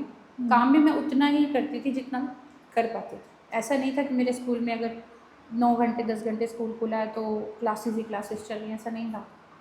2 घंटे सुबह पढ़ा रही हूँ, 2 घंटे शाम को पढ़ा रही हूँ, पर मैं अपने स्कूल में हूँ, मुझे कोई कुछ कह नहीं रहा है, मैं एक सुकून के साथ काम कर रही हूँ, लोग मुझे रोज़ मिलते हैं, नए चेहरे मिलते हैं, मेरा कॉन्फिडेंस बढ़ना शुरू हो गया वहाँ से, बहुत कॉन्फिडेंस बढ़ा मेरा। तो ये स्कूल ऐसे ओपन हुआ है। फिर आप स्पेनिश की दिल्ली की जो अदोस की classes। नेशनलिटी की क्लासेस थे, प्लस ड्राइविंग लाइसेंस की भी आपने अभी हमने स्टार्ट कर दी हैं हम्म। जी। मेरा जो मैं बेसिकली लैंग्वेज पे ही काम करती हूँ, पर ऑब्वियसली अब हमारी टीम बन चुकी है, तो हमने ड्राइविंग भी स्टार्ट कर दी है। हमने अपना स्कूल बना लिया, तो उसके बाद से हमें ये भी रिक्वायरमेंट बहुत ज़्यादा, जैसे लोग कहते थे मैम आप ये भी कराओ, तो हमने अभी जस्ट शुरू किया, बहुत टाइम नहीं हुआ, बट हाँ लैंग्वेज पे मैंने वर्क किया, नेशनैलिटी के स्टूडेंट्स पे वर्क किया, और अपने फादर की एज के लोगों को पढ़ाया, और उनसे जो ब्लेसिंग्स मुझे मिली हैं तो वो रिज़ल्ट्स ला के दिए मैंने। वो हमने अभी तक हमारे 750 प्लस स्टूडेंट्स पास हो चुके हैं, लाइक उनकी नेशनैलिटीज़ हैं उनके पास, तो इसी तरह से आगे हम बढ़ रहे हैं अभी तक। हमारी कम्युनिटी में कितना टाइम लगाते हैं एक तो स्पेनिश सीखने में, या वो किस माइंडसेट से आते हैं कि सिर्फ हमें स्पेनिश सीखनी है ताकि हम बोल पाएँ, कम्युनिकेट कर पाएँ, जैसे आप बता रहे थे कि शुरू में आप नहीं कर पाती थी कम्युनिकेट, या मोस्टली ज़्यादा एक एग्ज़ाम पास करने के लिए आते हैं, जैसे नेशनैलिटी का एग्ज़ाम हो गया या कोई लाइसेंस का जैसे आ गया, उस माइंडसेट से आते हैं। आपने ज़्यादातर क्या देखा है अभी तक? मैंने दोनों चीज़ें देखी हैं, क्योंकि जो लोग नेशनैलिटी करना चाहते हैं वो एग्ज़ाम पास करने की वजह से आते हैं, लेकिन स्टिल वो भी वहाँ परेशान ही होते हैं, क्योंकि उनको अगर लैंग्वेज आती होती तो वो उन 10 सालों में खुद एग्ज़ाम पास कर सकते थे, पर 10 साल के बाद भी वो इतने ज़्यादा परेशान होते थे, और मेरे पास आके रोते भी थे। बहुत लेडीज़ हैं जो मेरे पास रोई हैं, जिन्होंने अपना दिल खोल के मुझे सब बताया कि उनके लिए ये एग्ज़ाम पास करना क्यों ज़रूरी है, क्योंकि उन्हें भी बहुत कुछ बोला जाता है कि 10 साल हो गए तुम्हें ये नहीं आता है। इवन कईयों के मतलब बच्चे बाहर हैं, वो उनके पास मिलने जाना चाहती हैं पर उनके पास पासपोर्ट नहीं है, तो ऐसा बहुत कुछ होता था। और जो स्टूडेंट सीखते हैं उनके लिए वो मेरे पास इसलिए आते थे कि उनको लगता था कि ये हमें जल्दी सिखा सकते हैं। तो मैं अगर कहूँगी कि मैंने काम किया है कि उन्हें जल्दी कैसे लैंग्वेज आ सकती है, क्योंकि अगर आप एक पब्लिक स्कूल में जाएंगे और एक कोर्स शुरू करेंगे तो वो आपको शायद 1 साल भी लगा दें एक लेवल को करवाने में, क्योंकि वो आपको 2 दिन क्लास देते हैं और फिर उसके बाद वो भी चीज़ें जो हैं वो कॉन्टीन्यूसली नहीं चलती, तो बीच में हमारा मोटिवेशन डाउन हो जाता है क्योंकि सामने स्पेनिश टीचर खड़ा होता है। तो वो चीज़ें जब मैंने देखी कि हमारे लोगों को दिक्कत आती है, तो मैंने 5 डेज़ अ वीक क्लासेस रखी ताकि वो रेगुलरिटी में पढ़ें, और 1 आवर की रखी ताकि हम उन पर बहुत ज़्यादा स्ट्रेस नहीं डालें, और फिर उनको सिखाया अपनी लैंग्वेज के थ्रू। तो वो जो थी प्रोग्रेस वो एकदम से हुई। ओके। मतलब इवन मुझे भी सीखने में इतने साल निकल गए, अगर मुझे ये आता होता या मुझे कोई ऐसा टीचर मिलता तो शायद मैं 1 साल में स्कूल खोल देती। पर मुझे ये समझ में आ गया था कि हमारे लोगों को कंफर्ट नहीं मिल रहा है, वो सीखना चाहते हैं, उनको कोई सुन नहीं रहा है, वो बताना चाहते हैं। तो मुझे वो चीज़ समझ में आ गई थी कि मुझे अपने लोगों को पढ़ाना नहीं है, सिर्फ उनको ये रियलाइज़ करवाना है कि आपके अंदर कितनी पोटेंशियल है, जो अब आप मान के बैठ गए थे कि आप ज़ीरो। क्योंकि लोग मुझे पता क्या बोलते थे, देखो मैं तो ज़ीरो हूँ, ये वर्डिंग होती थी लोगों की, दीदी मुझे कुछ नहीं आता, दीदी मैं आपको पहले बता रही हूँ। मतलब वो इतने डर से आते थे कि अपने आप पे भी लोगों ने डाउट करना शुरू कर दिया था, क्योंकि मैंने भी तो किया था ना, मैं भी तो इनके जैसी थी ना। इसलिए आप समझ पाती हैं जल्दी कि ये क्यों डाउट कर रहे हैं खुद पे, इनके अंदर सब कुछ है। दीदी हमें 20 साल हो गए पढ़ाई छोड़े, दीदी हमें कुछ नहीं आता। नए बच्चे डरते थे कि हमें सच में आ जाएगा क्या। तो ये जो चीज़ें थी मुझे उनके एक्सपीरियंस से मिल चुकी हैं, क्योंकि मैंने उनका सफ़र जो है वो तय कर लिया था। इसलिए आज अगर मेरे आगे कोई आके बात करता है तो वो मुझे ये नहीं कहता कि हम आपके पास इसलिए पढ़ना चाहते हैं क्योंकि आप अच्छा पढ़ाती, वो ये कहते हैं कि आप हमारे जैसी हैं, आप हमें समझती हैं। तो लोग इस वजह से भी कहीं ना कहीं मेरे साथ बहुत जुड़े हुए हैं। लाइक मुझे नहीं समझ में आ रहा कि मैं आपको कैसे समझाऊं, पर मुझे जब लोग मिलते हैं तो मुझे ऐसा फ़ील होता है कि क्या मैं कोई सेलिब्रिटी हूँ। मुझे ऐसा फ़ील होता है अब, क्योंकि वो मुझे इतना ज़्यादा प्यार देते हैं, इतना ज़्यादा मेरे लिए वेट कर रहे होते हैं कि मैम कब आएंगे, हमें मैम को मिलना है। ऐसा भी होने लग गया अब। तो इसलिए जो आपने मेंशन किया है कि लोग इतना फ्रस्ट्रेटेड होते हैं कि वो ज़ुबान ना आने की वजह जी। से कि वो बात नहीं कर सकते, और वो इस पॉइंट पर आ जाते हैं कि उनको लगता है कि हम कुछ नहीं है, सिर्फ और सिर्फ बिल्कुल, ज़ुबान नहीं आती। बेशक बिल्कुल, जैसे बिल्कुल, आप मास्टर्स करके आ रही हैं वहाँ पे, लेकिन यहाँ पे आके आपको फील हुआ कि मैं भी ज़ीरो हूँ। बिल्कुल। हाँ, तो वो इसलिए कनेक्ट कर पाते हैं कि जी। आप उनको उस माइंडसेट से जी, निकालती हैं। जी। मैं उनको सिर्फ़ इतना कहती हूँ कि आप मुझे अपने 10 दिन दे दीजिए, मैं आपकी सोच बदल दूँगी।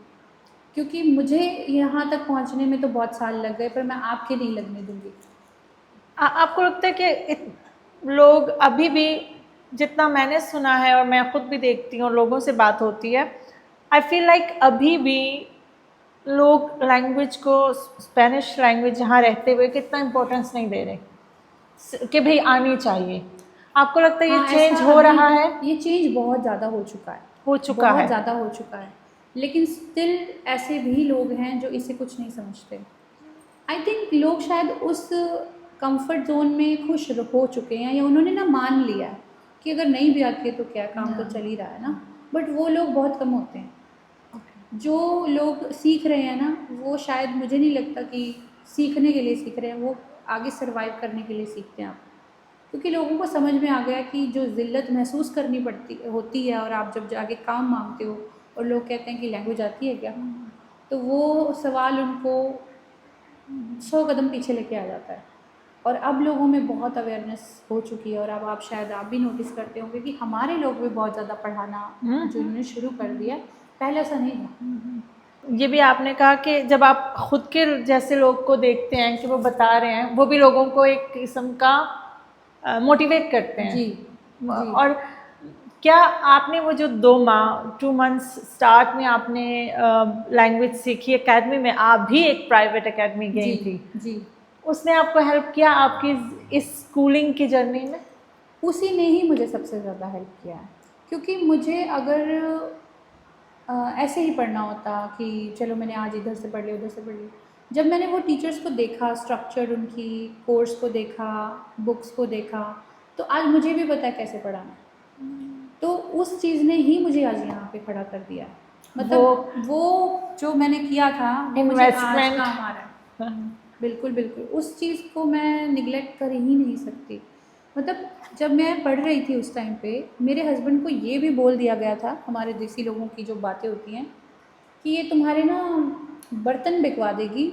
मतलब अगर तुम इस पे इतने पैसे इन्वेस्ट कर रहे हो कि ये तुम इसको स्कूल डाल रहे हो, जो कि बहुत कम लोग करते होंगे ऐसा, कि ऐसा भी वक्त आ जाएगा ये तुम्हारे बर्तन बिकवा देगी।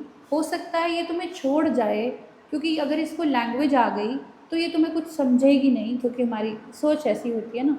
तो तुम इसे रहने दो, इसे मत पढ़ाओ। पर मेरे हस्बैंड ने कहा कि जब मैंने शादी करनी थी ना, तो मेरी एक ही डिमांड थी कि लड़की पढ़ी लिखी होनी चाहिए, क्योंकि मैं इतना पढ़ा लिखा नहीं हूँ, और मैं नहीं चाहता मेरे बच्चों की तरबियत करने वाला इंसान भी मेरे जैसा फील करता हो। तो इसलिए मेरे हस्बैंड ने जब ये पहली चीज़, मतलब इवन मैंने भी शादी के लिए हाँ इसीलिए की थी, सीरियसली बता रही हूँ, क्योंकि मैं अपने घर में तो एजुकेशन की वैल्यू को देख के आ ही चुकी थी कि वो लोग पसंद नहीं करते। मुझे था कि आज किसी ने ना मुझे अगर मांगा है, तो इसलिए मांगा है कि वो चाह रहा है कि ये पढ़ी लिखी हो, इसलिए नहीं कि इसको घर का काम आता हो। तो मुझे वो चीज़ इतनी अच्छी लगी कि शायद ये मेरी पढ़ाई की वैल्यू करेगा, जो कि उसने की। इतनी की कि आज मैं यहाँ हूँ, और उसी की वजह से हूँ। नहीं तो अगर वो शायद एक मोमेंट पे मुझे कह देता नहीं करना है, या मुझ पे एक कह देता कि हाँ नहीं तुम अपना घर देखो, बच्चे देखो, शायद मैं भी रुक जाती। बट नहीं, उन्होंने ऐसा नहीं किया। उन्होंने कहा है कि तुम आगे, मैं पीछे। नहीं तो बहुत कम आदमी होते हैं जो अपनी वाइफ्स को आगे बढ़ने के लिए इतना ज़्यादा मोटिवेट करते हैं। ठीक है, वो जितना कर पाए इतना उन्होंने कर दिया कि शायद ही कोई करता, लेकिन वो 2 महीनों ने ही सब बदला है। Very inspiring, very very inspiring, और स्पेशली द फैक्ट दैट कि आप बिल्कुल नहीं रुके। बिल्कुल। अब आप देख लीजिए ना कि मैंने 2024 में एक स्कूल खोला। अभी मुझे उस स्कूल पे काम करना चाहिए था, मुझे सोचना चाहिए था ना कि हाँ अभी तो नया नया किया है, मैंने दूसरा खोल दिया। मैंने इसलिए नहीं खोला कि मैं लोग मुझे जानने लग जाएं। लोग अब मुझे जानते हैं, मेरा काम अच्छा होगा तो मुझे जानेंगे भी। लेकिन मुझे ये महसूस हुआ कि हमारे लोगों को दिक्कत है, वो काम से मेरे इस एकेडमी तक नहीं पहुंच पा रहे हैं। ये लोग, हमारी जो बेसिकली कम्युनिटी है वो यहाँ ज़्यादा रहती है, वो बेचारे सीखना चाहते हैं। ये लोगों की डिमांड थी ये स्कूल खुलाए। और आप सोचिए कि स्कूल खोलना आसान नहीं है। मैंने वो जो 140 मीटर की एकेडमी खोलने पे इतना मेरा हो गया था, ये 400 मीटर की एकेडमी है और मैंने इसको फिर से ज़ीरो से बनाया हर चीज़ को। तो मुझे ऐसा लगता है कि आप नहीं होते डिसाइड करने वाले कि मैं क्या करूँगी, वो होता है डिसाइड करने वाला कि तुम्हें यहाँ क्या करना है इस दुनिया में आके। तो मैंने फिर से दूसरा रिस्क ले लिया विद इन 2 ईयर्स। इस ब्रांच को ओपन हुए कितना टाइम हो चुका है? Just 3 months. 3 मंथ्स। हाँ, और कैसा कैसा रिस्पॉन्स है अभी तक? अच्छा रिस्पॉन्स है डेफिनेटली। बहुत कम टाइम हुआ है तो धीरे धीरे रिस्पॉन्स अच्छा हो रहा है। लोगों को हमारा काम यहाँ भी बहुत पसंद आ रहा है और हम होपफुली बहुत आगे बढ़ेंगे। हाँ, इंशाल्लाह। नहीं, इंशाल्लाह। अब इस सब में आपने टीचिंग तो सीखा ही, बट नॉट जस्ट स्कूल का, आई थिंक जो आप पहले से भी जो माइंड थोड़ा सा आपका चलता था, छोटे मोटे बिजनेसेस जैसे आप बता रही हैं, इस सब में आपने बिजनेस के बारे में क्या सीखा? मैंने ये सीखा है कि बिज़नेस जो है ना वो कोई बड़ी चीज़ से नहीं होता है, वो एक आइडिया से होता है। क्योंकि अगर मैं आपको बोलूँ, आज मैंने लैंग्वेज कराई तो यहाँ लोगों की ज़रूरत थी, लेकिन मैं आपको ये कह सकती हूँ कि अगर मुझे आज भी कोई नया बिज़नेस करना होगा ना, तो मैं सफाई से भी एक नया बिज़नेस खड़ा कर सकती हूँ। मतलब इन चीज़ों से मुझे बहुत सीखने को मिला है कि आपको रिस्क लेने होते हैं, आपको खुद पे काम करना होता है। जब तक आप खुद पे काम नहीं करेंगे, एक मोमेंट आ जाएगा यू विल फील डेड कि भाई मैं तो यहाँ तक ख़त्म हो गया। नहीं, मतलब मैं सच बताऊँ, मैं बिज़नेस के लिए नहीं कर रही हूँ ये सब। मैं चाहती हूँ कि बस एक वक्त हो कि लोग अपनी जब उस जगह पहुँच जाए ना, तो मुझे याद करें एक बार कि अगर दीदी ने कभी पढ़ाया था तो हम यहाँ भी पहुँच गए हैं। क्योंकि आजकल अब बहुत ऐसे सारे बच्चे हैं जो आते हैं मेरे पास, जस्ट 2-3 मंथ्स पढ़ते हैं और उन्हें जॉब मिल जाता है इजीली, और उनको ये वो वाली फीलिंग नहीं मिल रही है जो मुझे मिली थी, जो ऐसे लोगों को मिली है कि हाँ तुम नालायक हो, तुम्हें कुछ आता नहीं है, तुम लैंग्वेज नहीं सीख सकते, तो बड़ी मुश्किल चीज़ होती है। मतलब मेरे पास अब वो लोग आ रहे हैं जो जस्ट आते हैं, लैंग्वेज सीखते हैं, काम पे लग जाते हैं और वो ये चीज़ फील नहीं कर रहे कि हम यहाँ आके फंस गए। वो मैंने की थी। पर मेरा ख्याल है कि आपको बिजनेस के बारे में भी सिखाना चाहिए, क्योंकि आपने खुद, आप जैसे आपने जी। बताया बैकग्राउंड बिजनेस से है, बट आई फील लाइक हम, जैसे आप एक फीमेल हैं, जी। हमारी सोसाइटी में फीमेल बिजनेस वुमेन इतनी नहीं है। जी। बीइंग फीमेल आप खुद अपना एक बिजनेस स्टार्ट कर सकते हैं। अगेन, छोटा बड़ा सफाई का कुछ भी एक बिजनेस होता है, और बिल्कुल। किस तरह आप खुद को इंडिपेंडेंट बना सकते हैं इससे, जी। ये भी बहुत बड़ी चीज़ है। आई थिंक आप वो भी बहुत अच्छा सिखा सकती हैं। मुझे ऐसा लगता है कि जब हम आए थे तब ऐसा कुछ होता नहीं था, ना ही लेडीज़ कोई ऐसा लाइक कोई भी नहीं बिज़नेस करता था, मैंने नहीं सुना है किसी को। लेकिन आज अगर आप देखें तो किसी ने ज्वेलरी का बिज़नेस किया है, किसी ने कपड़ों का बिज़नेस किया है, किसी ने आपको कोई थेरेपीज़ देते हैं। मतलब अब हर किसी के, मैं ये समझती हूँ पर्सनली, हर इंसान के अंदर ना एक टैलेंट होता है, बस उसको पता नहीं होता है, जैसे मुझे नहीं पता था। तो अब जो लेडीज़ करती हैं ना, मुझे उनको देख के ऐसा फील होता है कि ये कितनी पावरफुल है ना। मतलब आज ये छोटे छोटे काम कर रही हैं, इससे मतलब इन्होंने बिज़नेस बना दिए, इनका एक ब्रांड है, नाम है। तो आई मस्ट से कि रिस्क लो, छोटे से लो, रिस्क लो, पर ज़्यादा से ज़्यादा क्या हो जाएगा, हम हारेंगे नहीं, हम सिर्फ सीखेंगे। क्योंकि रिस्क लेने से हम सीखते हैं, ख़त्म नहीं होते कभी भी। तो मैं समझती हूँ कि लेडीज़ को करना चाहिए। अगर आपको अच्छा खाना बनाना आता है ना, उसको भी बिज़नेस बना दो। आई फील लाइक यही एक हमारे अंदर डर है। आपको आप ये तो नहीं सिखा सकते, वो अलग क्लासेस होंगी, चलो काउंटिंग वगैरह, बट एक इंस्पायर करना कि यार आप इस आइडिया को ग्रो करो, बिल्कुल, ये भी एक बहुत बड़ी चीज़ है आई जी। फील। जी, मेरे पास बहुत सारे ऐसे स्टूडेंट्स आते हैं जिनके पास बहुत स्किल्स होती हैं, बट अगेन लैंग्वेज, लैंग्वेज सबसे बड़ा बैरियर होता है। तो मैं उन लोगों को भी बहुत सारे आइडियाज़ देती रहती हूँ कि तुम ऐसा कर लो, ऐसा कर लो, अगर तुम्हारा कोई विजन है, अगर तुम कुछ करना चाहते हो, मैं तुम्हारी हेल्प कर दूँगी, तुम अगर हो सकता है, पर तुम में वो बात होनी चाहिए। ऐसा नहीं कि सिर्फ सोच में बिज़नेस करना है, लेकिन जब तुम्हें फील्ड में आना पड़ा तो तुम उस टाइम कहो कि मैं नहीं कर सकता, क्योंकि तुम्हें अगर कुछ करना है, बड़ा करना है, पहले तुम्हें बहुत कुछ झेलना पड़ेगा। मतलब एक चीज़ अच्छी ये है कि हम जैसे लोगों की वजह से शायद आपके स्टेप्स उतने डिफ़िकल्ट नहीं होंगे जितने हमारे रहे हैं। हमारे इस चीज़ की सीख से आप सीख सकते हो। मतलब अब तो करना चाहिए लेडीज़ को, और कर भी रही हैं। वो जो आप एक सोच रहे कि आप बैग बना के निकली थी इंडिया से जी। कि इंडिपेंडेंट होना है, स्ट्रॉन्ग इंडिपेंडेंट वुमेन जिसे हम बोलते हैं, हम्म, अब वो आप बन चुकी हैं। बिल्कुल। लाइक कैसे फील होता है अब? मुझे बहुत अच्छा फ़ील होता है, पर दूसरी जगह मैं बहुत ज़्यादा फ़ील करती हूँ कि मैं शायद मैंने लेट कर दिया, क्योंकि मैं अपनी मदर के लिए करती थी ये सब कुछ, कि मेरे मम्मा ने जो मेरे लिए स्ट्रगल किए थे, मैं इस औरत को इतनी खुशियाँ देना चाहती हूँ, इतनी देना चाहती हूँ कि इसने हमारे लिए कभी कपड़ा नहीं खरीदा नया, इसने हमारे लिए कभी ये नहीं सोचा कि मैं आज कुछ ऐसा पहन लूँ, ले लूँ, मेरे बच्चों की स्टडीज़ जो हैं अफेक्ट होती हैं। उस औरत को मुझे दुनिया के सुख देने थे, और मैंने उनको जितना मैं कर पाई किया, लेकिन अब वो वक्त आया था और वो चली गई। अब मुझे ऐसे लगता है कि मेरे मम्मा की जो रिस्पॉन्सिबिलिटी थी, मुझे ऐसे लगता है कि शायद मेरे पे आ गई है। मतलब मेरे दो बेटे हैं, अभी मुझे आपको पता ही है, दूसरा बेटा हुआ है।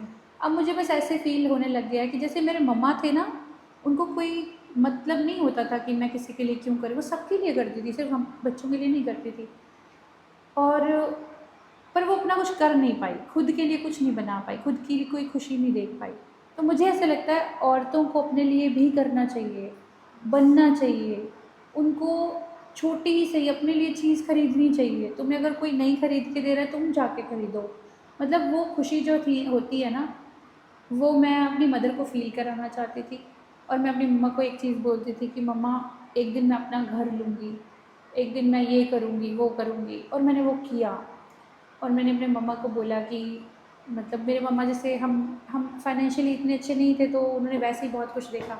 तो मेरे मम्मा का एक ड्रीम था कि ज्योति, मुझे ना बड़े घर में रहना है, जहाँ ना मुझे हवा मिले अच्छी अच्छी। ये उनकी चाहत थी कि मैं ना जहाँ से पेड़ दिखते हों, बंद बंद घर नहीं अच्छा लगता मुझे। ये मेरे मम्मा का ड्रीम था। और उन्हीं की डेथ से 1 महीना पहले मैंने वो ड्रीम पूरा किया था, और मैंने अपनी मम्मा को बोला अब इस घर में तुम रहोगी, क्योंकि मैं तो बाहर रहती हूँ। और उसके बाद वो चली गई। तो मतलब वो उनका ड्रीम था। लेकिन अब मुझे ऐसा लगता है कि मैंने सिर्फ ये रास्ता इसलिए नहीं चुना कि लोगों को लैंग्वेज सिखा दूँ। मुझे लगता है मुझे मेरे लोगों के लिए बहुत कुछ करना है अभी। मैं इससे भी ज़्यादा करूँगी। ये तो सिर्फ एक लैंग्वेज है, लेकिन ऐसी बहुत सारी चीज़ें जहाँ हमारे लोगों को मदद चाहिए, पर मुझे उन चीज़ों को समझना होगा पहले उनके लिए, पर मैं करूँगी। आपके फ्यूचर गोल्स क्या हैं? मेरे फ्यूचर गोल्स हैं कि लैंग्वेज को लोगों के लिए आसान कर दिया जाए, पहले तो उनके लिए जॉब्स क्रिएट की जाए। मतलब पढ़े लिखे लोग यहाँ आकर ये फील करते हैं कि उनके पास कोई रास्ता नहीं है। मैं चाहती हूँ उनके लिए कुछ ऐसे स्ट्रक्चर्ड प्रोजेक्ट्स बनाए जाएं, जॉब्स जो हैं क्रिएट की जाएं। उन हम जितने ज़्यादा कम्युनिटी में बिज़नेस करेंगे, हम उतना ही अपने लोगों को काम देंगे। तो मेरी तो लैंग्वेज फील्ड है, तो ऑब्वियस सी बात है हर कोई तो उस फील्ड में नहीं आ जाएगा, लेकिन और भी बड़े सारे बिज़नेस हैं, हमारी कम्युनिटी के लोग बड़ा अच्छा कर रहे हैं, तो हम बढ़ रहे हैं। तो लोग जैसे जैसे अच्छा काम कर रहे हैं, बिज़नेस बढ़ा रहे हैं, हमारे लोगों को चांस मिलेगा, लेकिन उसके लिए अगेन आपको लैंग्वेज चाहिए। इवन मुझे स्पेशली कॉल्स आते हैं कि तुम्हारे पास बच्चे पढ़ते हैं, जिसका इतना लेवल हो उसको हमारे पास भेज दो। गुड। तो ये चीज़ हो रही है, पर हमें जॉब्स क्रिएट करनी है यहाँ पे। और सिर्फ ये नहीं कि लोग जाके सिर्फ सुपर मार्केट में ही काम करें। मैं चाहती हूँ जो पढ़ाई की है ना, उसी से रिलेटेड ये लोग कुछ कर पाएँ, उस पर हम चाहते हैं कि काम करें। ये इजी नहीं है, पर इस पे कुछ काम हो। इन लोगों को जो यहाँ की अथॉरिटीज़ हैं, इन लोगों के हमारे लोगों की मेहनत का पता चले, हम लोग कितना पैशनेटली सीखते हैं, चीज़ों को करते हैं। तो मैं यही चाहती हूँ कि बस हमारे लोगों को आगे से आगे मौके मिलें किसी न किसी तरह, फाइनेंशियली इंडिपेंडेंट होने के।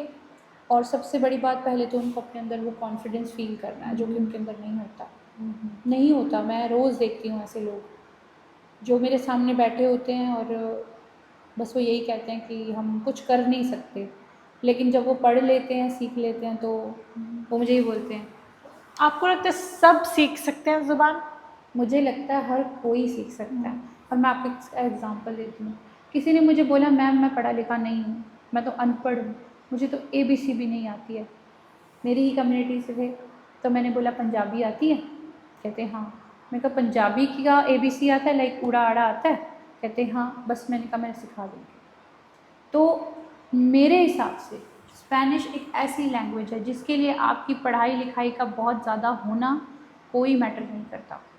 मैं यहाँ पर किसी को भी पढ़ा सकती हूँ, कोई भी पढ़ सकता है, एज्ड भी पढ़ सकता है, उम्र का भी कोई मुझे नहीं लगता ऐसा कुछ है, क्योंकि मेरे पास 60+ 70+ लोगों ने भी नेशनैलिटीज़ की हैं और मैंने उन सब पे भी तो काम किया है ना। तो मतलब मैं जैसे कह सकते हैं कि गारंटी के साथ बोल सकती हूँ कि कोई भी लैंग्वेज सीख सकता है, बच्चे से लेके बूढ़ा तक भी है। वो अगर 75 साल का घर में फ्री भी बैठा ना, उसको आज ख्याल आता है कि मैं लैंग्वेज सीखूं, तो वो 100% सीख और सकता है। सीखनी चाहिए। सीखनी तो चाहिए। देखिए, कोई ऐसा इंसान नहीं है इस दुनिया में जो खुद को एक्सप्रेस नहीं करना चाहता, और एक्सप्रेस करने के लिए स्पेन में स्पेनिश तो आनी चाहिए, तो इसलिए उसको सीखनी चाहिए, ज़रूर सीखनी चाहिए। अपने लिए सीखिए। हाँ नहीं, अब मैंने अभी तक जितने भी लोगों से बात की है ना, और सबका यही एक्सपीरियंस है कि वो जब यहाँ आते हैं ना, सबसे बड़ी स्ट्रगल लैंग्वेज बैरियर है। बिल्कुल बिल्कुल। और मैं एक चीज़ तो ज़रूर कहना चाहूँगी कि हमारे आसपास बहुत कम लोग हैं जो आपको ये फील कराते हैं कि तुम कुछ करो, तुम कर सकते हो। ऐसे बहुत ज़्यादा हैं जो आपको ये फील कराते हैं कि रहने दो। वो रहने देना नहीं है, सीखना है, करना है। एक दिन आएगा वो तुमसे पूछेंगे कैसे किया, ये दिन आएगा। That's true, that's true. अब जाने से पहले कोई टिप्स आपसे मैं मदरहुड के बारे में बात करूँ Yeah, थोड़ी? sure. हाँ, मदरहुड के बारे में बताएं, कैसा एक्सपीरियंस रहा? जैसे आपने बताया कि आप फर्स्ट बेबी के छोटे होते ही आप कर रही थी कुछ ना कुछ, जी तो वो एक्सपीरियंस कैसा है कि मदर भी हैं और साथ में काम भी कर रही हैं? जी। आप चाहती तो आप रुक सकती थी, बेबी को टाइम देना है, which is good as well, कोई मसला नहीं है, लेकिन आपने क्यों और कैसे इसको मेंटेन रखा और कितना ज़रूरी है? जब मैंने स्टार्ट किया था तब फॉर्चुनेटली मैं अपने बेटे को टाइम दे पा रही थी, क्योंकि मैं ऑनलाइन काम करती थी।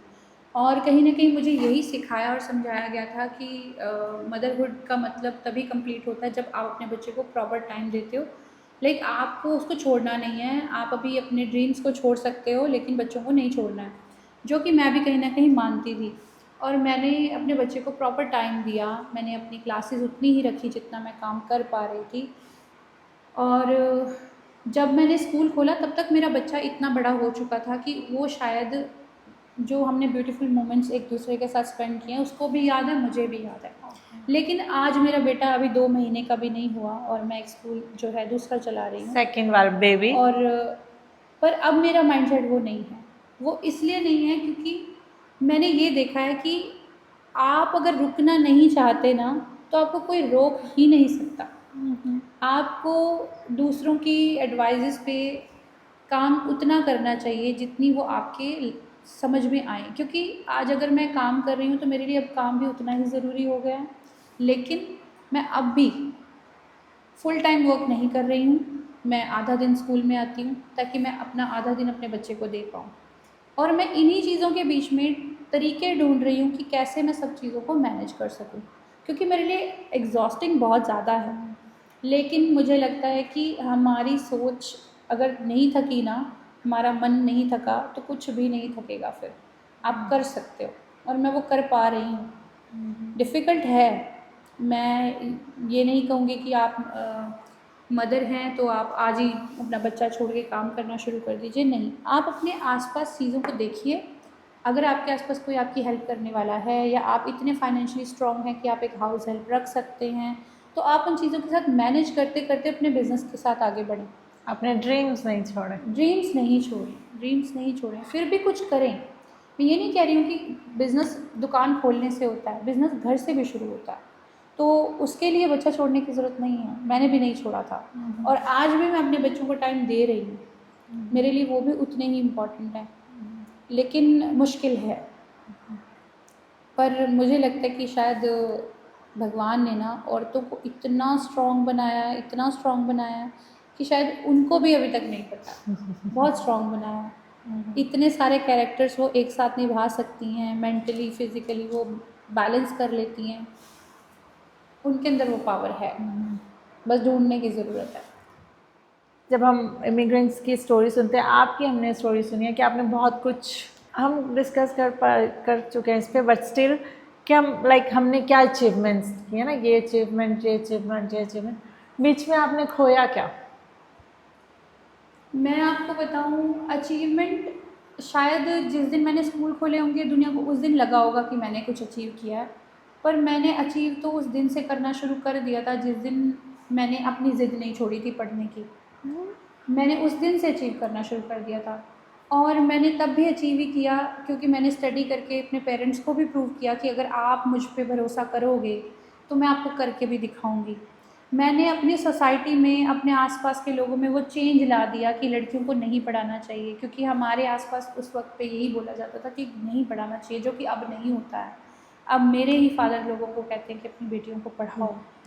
वो मैंने अचीव किया। मैंने अपनी मम्मा को देखा कि उस औरत ने घर से बिना निकले बिज़नेस किया। उसकी भी वो मजबूरी थी, उसने 4 बच्चों को बड़ा करना था तो उसने वो बिज़नेस किया। मैंने अपनी मदर से वो बिज़नेस माइंडसेट सीखा, मैंने ये अचीव किया।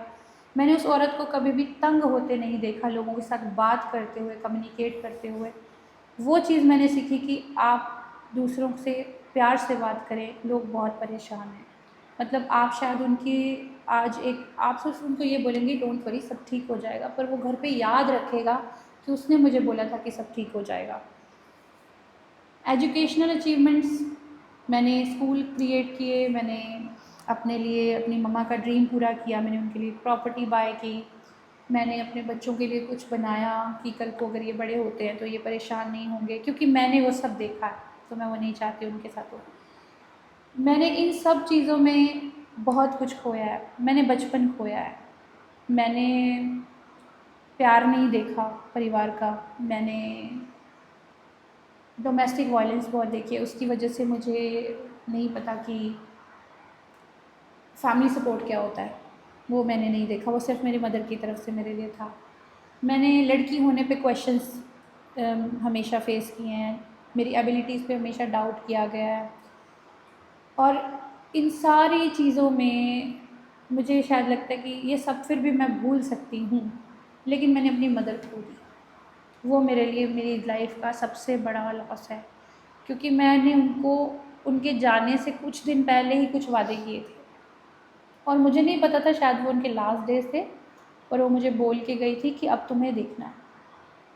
मुझे नहीं पता था ये क्यों कह रही हैं आज ऐसा, उन्होंने बोला अब तुम्हें देखना है। तो मैंने अपनी माँ खो दी और मुझे नहीं लगता इंसान के, जिस इंसान की माँ ना हो उसके पास खोने के लिए और कुछ रह भी जाता है। अब शायद कुछ चला भी जाएगा ना तो फील नहीं होगा, पर मैं यही सोचती हूँ काश माँ कहीं से वापस मिल जाए। तो मैंने अपनी माँ खो दी है, वो औरत खो दी जो मेरी आइडल थी, वो मैंने खो दी है।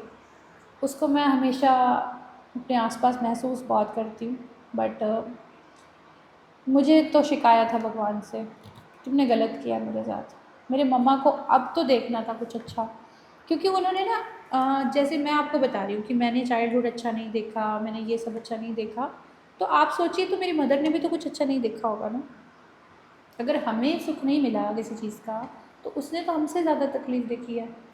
तो उसका वो वक्त आया था कि अब उसके बच्चे उसके लिए कुछ करते, उसको एक क्वीन की तरह फील कराते, पर वो अपनी जर्नी ख़त्म करके चली गई बहुत जल्दी। खो दिया मैंने, बहुत कुछ खो दिया। आई एम सो सॉरी और again thank you very much इतना पर्सनल शेयर करने के लिए। आई थिंक उन्होंने आपको, आप में सब कुछ देख ही लिया था बचपन में, हाँ, मुझे मुझे आज महसूस होता है तभी कि मैं अपनी इतना मम्मा के जैसी हूँ, मैं अपनी मम्मा के जैसी हूँ। मतलब अगर आप कहेंगे पैशन, वो भी तो मेरी मम्मा से ही देखा था मैंने। अगर आप कहेंगे कि कुछ करने की चाह, तो उनसे ही देखा था, क्योंकि वो भी ना सिर्फ सिलाई नहीं करती थी। अगर किसी को सूट खरीदना ना, वो जाके सूट ले आती थी कि आपको सूट खरीदना है, आप ये देख लो। तो मतलब वो ऐसा नहीं सोचती थी कि मेरा तो सिर्फ सिलाई है तो मैं सिलाई करूँगी। वो उनको लगेगा कि ये रिक्वायरमेंट है, वो भी कर देती थी। हालांकि वो एक बहुत छोटा सा बिजनेस था, उसमें से शायद वो कभी बहुत कम पैसे कमाती थी, लेकिन वो दौड़ती थी, भागती थी, करती थी, रुकती नहीं थी वो। और लास्ट में भी उनको मैं शायद नहीं, ये बात आप मानेंगे कि उसने अपने जाने से 1 महीना पहले ही एक बुटीक ओपन किया था बहुत बड़ा। उसने एक शॉप ली, उसने बुटीक ओपन किया, उसने कपड़ों का बिज़नेस स्टार्ट कर दिया। और उसने उस 1 महीने में ना, वो अपनी जो उसकी इच्छाएं थी ना, वो पूरी कर ली थी। जो वो चाहती थी ना कि मैं घर में नहीं काम करूँ, मेरा अपना बुटीक हो प्रॉपर, तो उसने वो किया, सब कुछ किया। क्योंकि अब हम उसको फाइनेंशियली सपोर्ट करने के लिए खड़े हुए थे, तो हम अपनी मदर को बोलते थे जो करना है करो, गुड, जो करना है। और वो भी कहती थी कि मुझे अब कोई टेंशन नहीं है, मेरे बच्चे हैं ना। तो मतलब आप सब अपने माँ बाप के लिए इतना कर दो कि इतनी जल्दी करो, मैं कहूँगी कि शायद जब आप करने लायक हो जाओ वो ना रहें। मेरे जैसे जो केस हुआ है, बस इनके लिए इतना करो कि उनको फील कराओ कि वो बहुत वैल्यूबल हैं, उनसे ऊपर कुछ नहीं है। कुछ तो करो उनके लिए, उनको फील कराओ ये आई बात। एम श्योर उनको पता होगा, आई एम श्योर वो, आई मीन ऑफ कोर्स जैसे आप कह रही हैं वो वापस नहीं आ सकता या वो आपने, बट आई फील लाइक कि वो बहुत खुश होके गई हैं। बहुत खुश होके गई हैं, क्योंकि उस लेडी ने पूरी सोसाइटी से दुश्मनी मोल ले ली थी कि मेरी बेटी पढ़ेगी। और उसको उसके लिए कितना कुछ सुनना पड़ा था। जब उसकी बेटी कुछ बनी, तो उस सोसाइटी के लोग आके उसके बोलते कि हमें तो शुरू से पता था तुम्हारी बेटी इतनी तो इंटेलिजेंट है। तो कहने का मतलब है कि उसका मैंने वो भरोसा टूटने नहीं दिया, और मेरी मदर को मैंने इतना प्राउड तो फील करवाया है कि वो खुश होके गई है। और उसको ये पता था कि ये कर लेगी। वो हमेशा आपके साथ हैं। आप ये हमेशा। सोचें कि वो आप मतलब शायद चले इस दुनिया से चली गई and it's not the same, but वो हमेशा आप उनका, वो हमारे यहाँ कहते हैं ना, साया सर पर है बिल्कुल, हमेशा, all the time, all the time. हमेशा मैं वो ऊपर से दुआएं करती होंगी आपके लिए। स्ट्रांगली फील करती हूँ, स्ट्रांगली फील करती हूँ ये चीज़। मैम थैंक यू ये सो चीज़। मच। ज्योति, लास्ट में कोई एडवाइस आप देना चाहें, स्पेशली जो यहाँ पे रहते हैं, आपने बता दिया कि वो सीख रहे हैं, जब यहाँ मूव करता है कोई उनके मैं लिए। ज़रूर बताना चाहूँगी। जैसे कि अब हम लैंग्वेज सिखाते हैं, तो लैंग्वेज सिर्फ यहाँ के लोगों के लिए नहीं रह गई। ऑनलाइन सब कुछ है, सब अवेलेबल है। अगर आप यहाँ आ रहे हैं तो कम से कम अपने लिए 3 महीने पहले अपनी लैंग्वेज पर पढ़ना, काम करना शुरू कर दें।